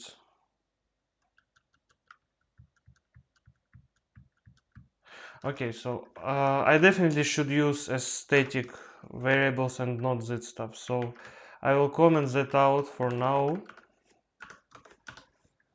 So let's try using, I will comment that also. But for now, let's use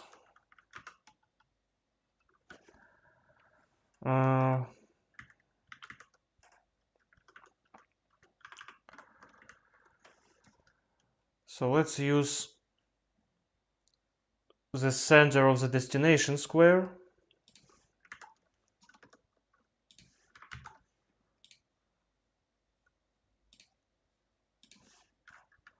So it will be 50%.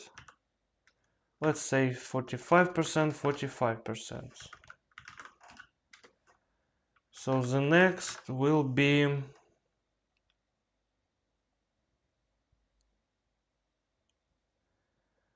here. So I suppose it is 80. No, it is 10%, and I suppose 80%. So this is this step. Let's actually do something like this.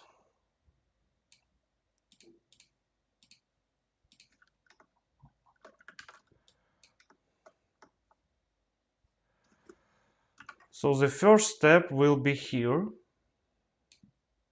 This is our first point, sorry. The second point will be somewhere here. This is the second point. This is the third point. This is the fourth point.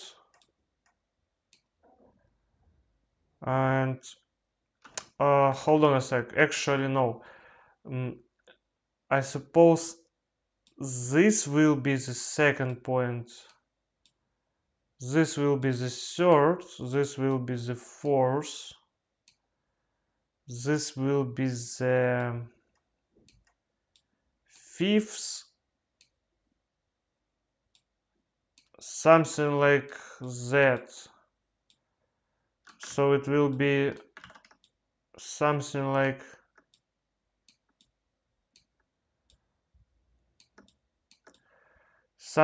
that, but not that ugly, I suppose.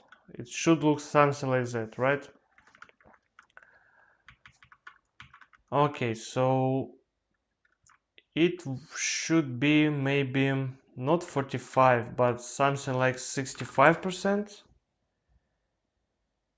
and 50, maybe something like that. So this second point will be also 65% and something like 30 maybe, and let's say 25. Let's try.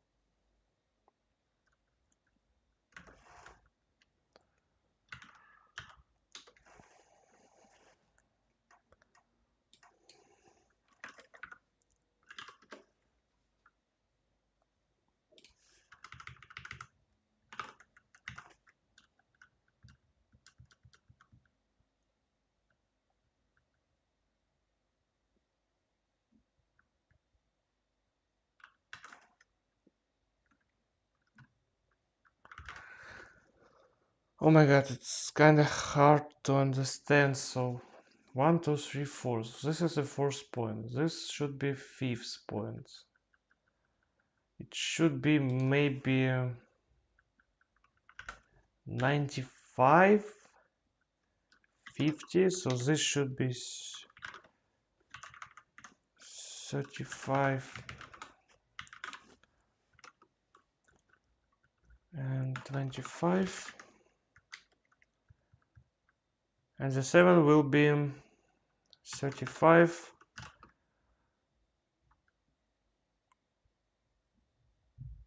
and this actually be this 10%. Let's try that.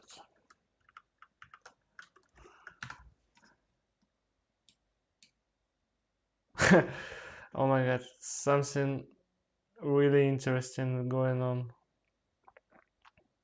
Wow, it's it's kind of interesting what I have done. Okay, so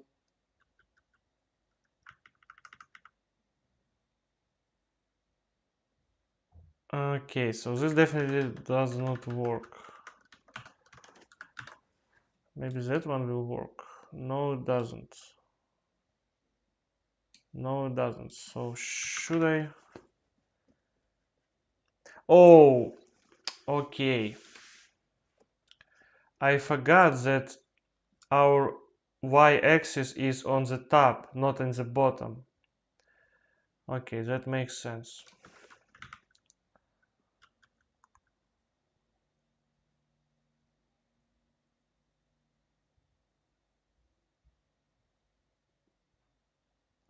Okay, but this is kinda interesting. So if we are moving to above the piece, then yeah, we should use dynamic coordinates. We should definitely use dynamic coordinates.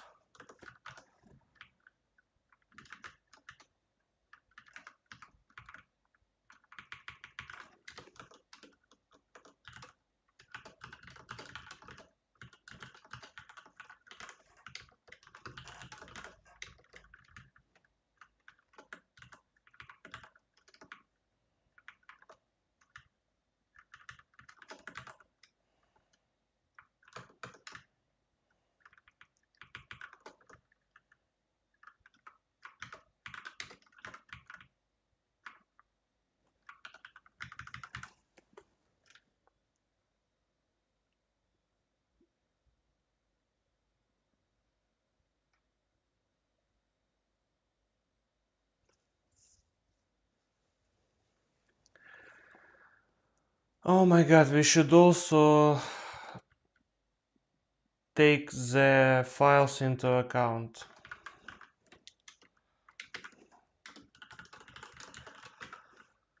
Yeah.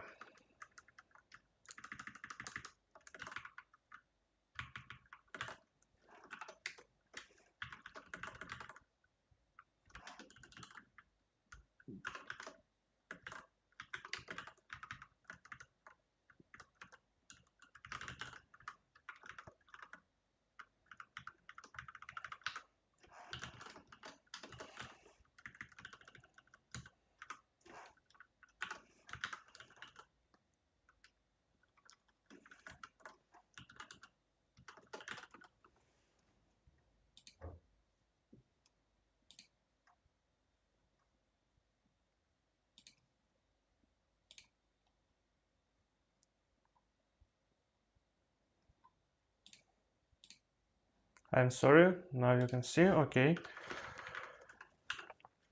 So yeah, we should also take files into account. Okay, give me like 5 minutes, I will think about how to implement this and go get some water.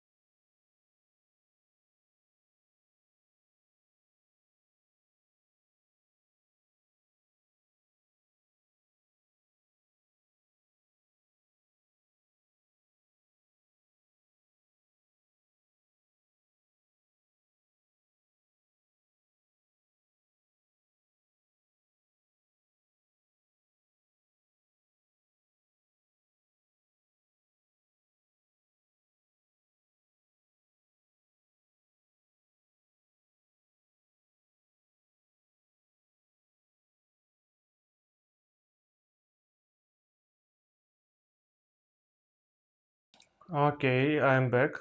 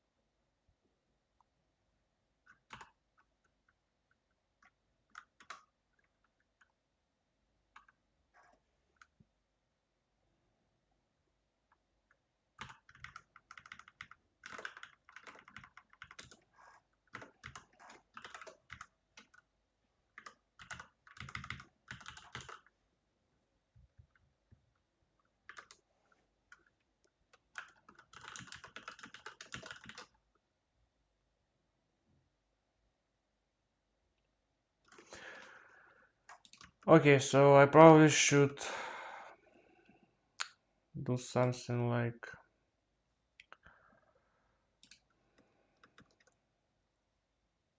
what is that? Oh, okay, here we are.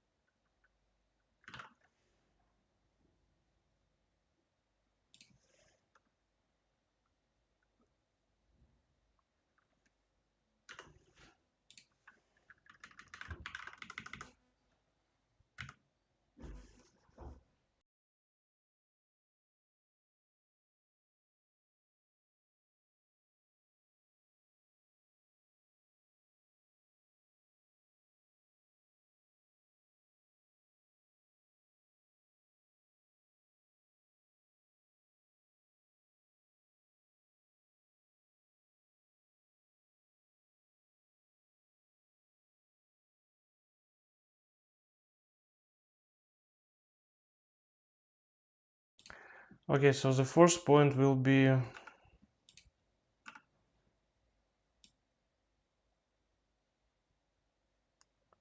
the bottom, so it will be basically 0, this square size divided by 3, I suppose.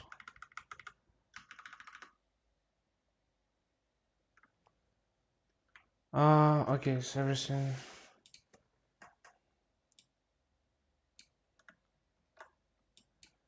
divided by 9 divided by 9 divided by 9 divided by 2 divided by 3 divided by 7. The force will be this square size divided by 3. This will be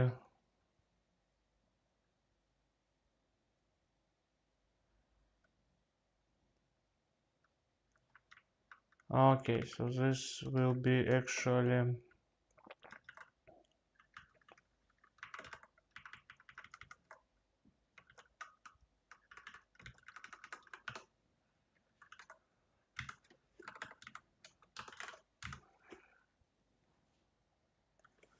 the fifth point will be somewhere here, so it should be this, so it should be this square width minus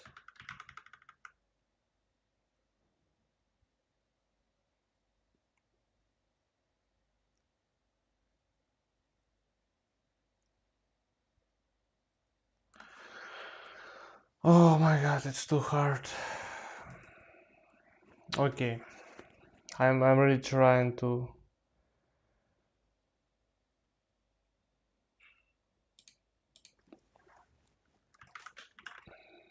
Okay, so should be fifth point should be here. The width minus this. This will be just square size divided by 3 pixels.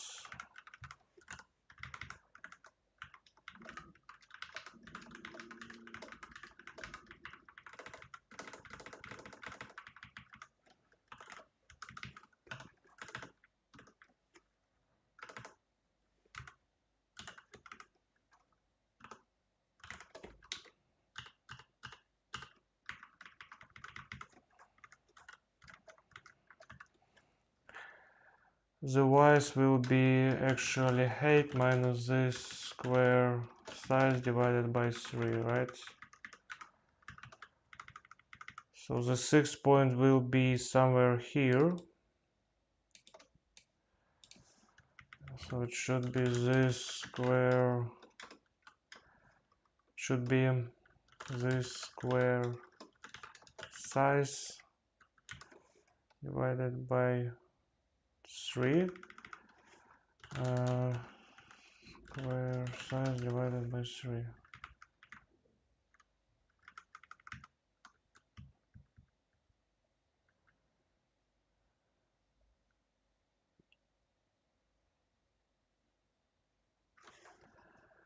And this should be here.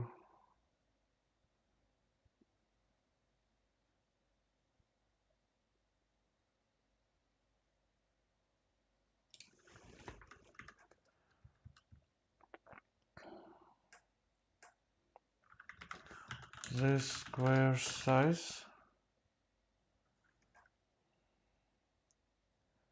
divided by 9.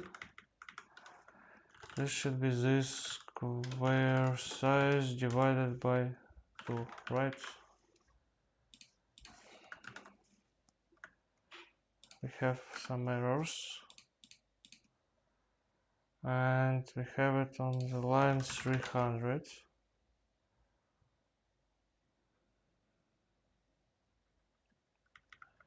Unexpected token dot.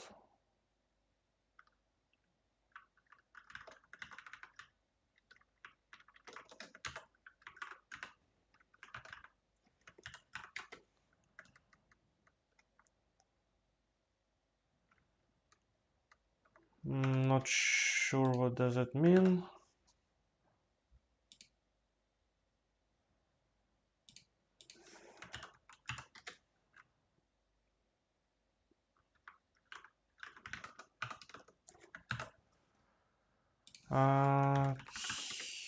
So here we will, yeah.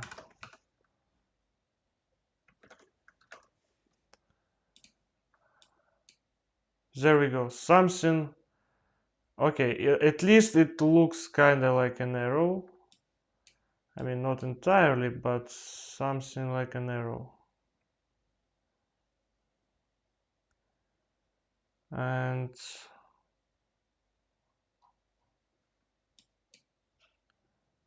yeah.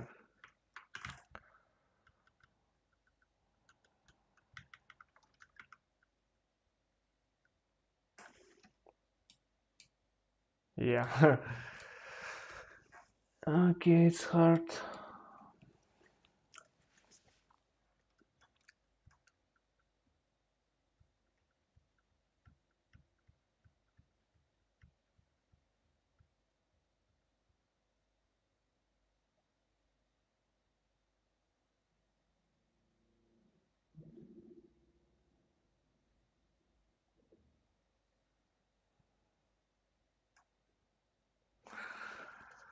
You know what? I should probably do something different. I should probably just draw so it takes a whole like board. Yeah. Yeah.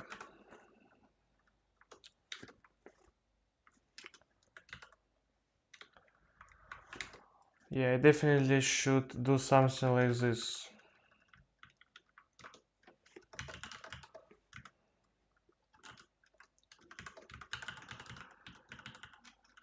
Arrows.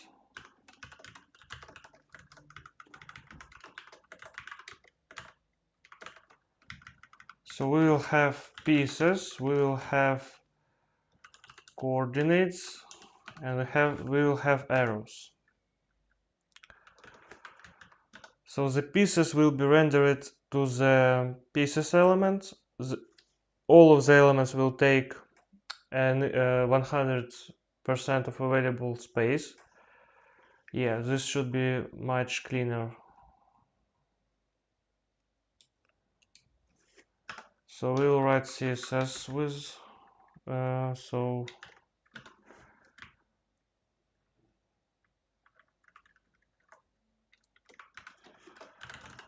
board pieces, board chords, board arrows.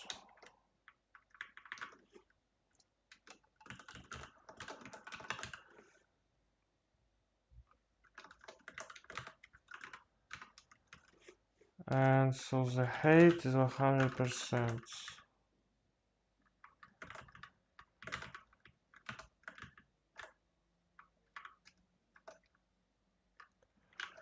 Let's actually call it board layer. Board layer.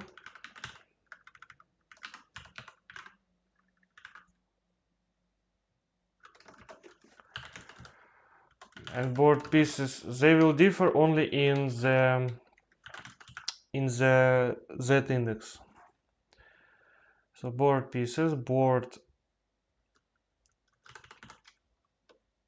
let's say board selection, board chords. So first we will have board selection, then we will have board chords, then we will have board pieces, then we will have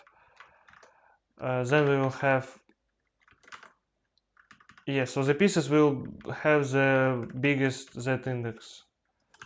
So the board selection will have Z index, let's say 1. This will be 2, this will be 3, and this will be 4. Right, so they all will have board layer class.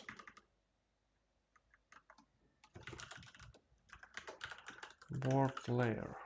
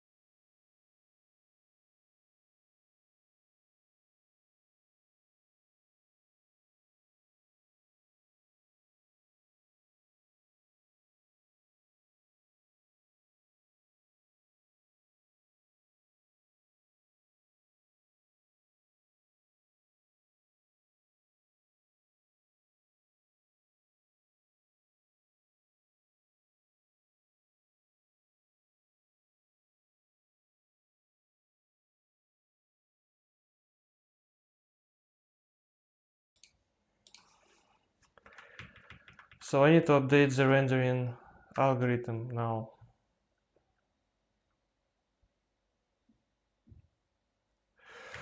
Okay.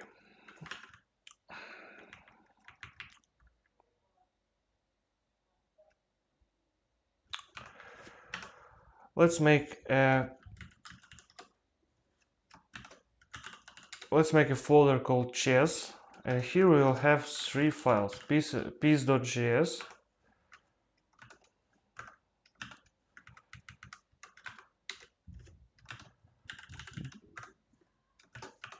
board.js, and probably that's it. So in the piece.js we will put the piece definition. So let's actually open a piece.js file.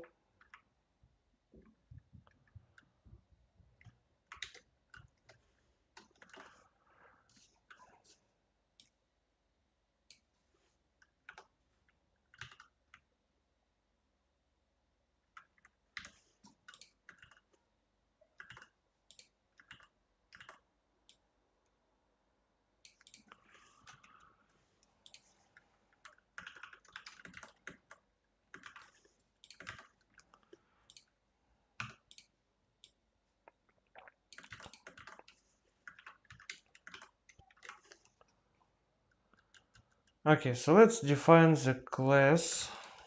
So the piece type, then we will define the class.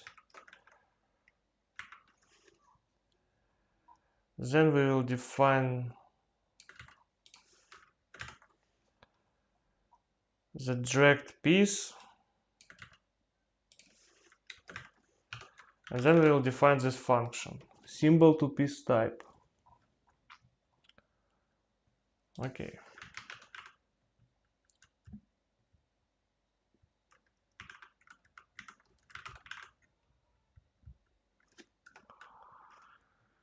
And in the CSS we will define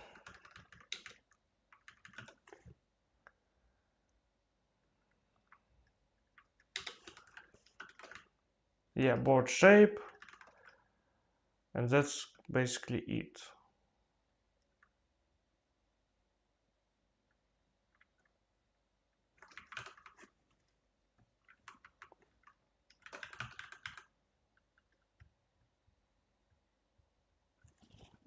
Okay, that's nice. It seems nice.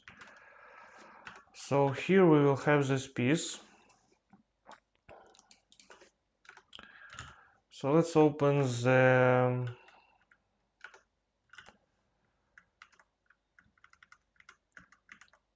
JustChess web assets scripts chessboard.js.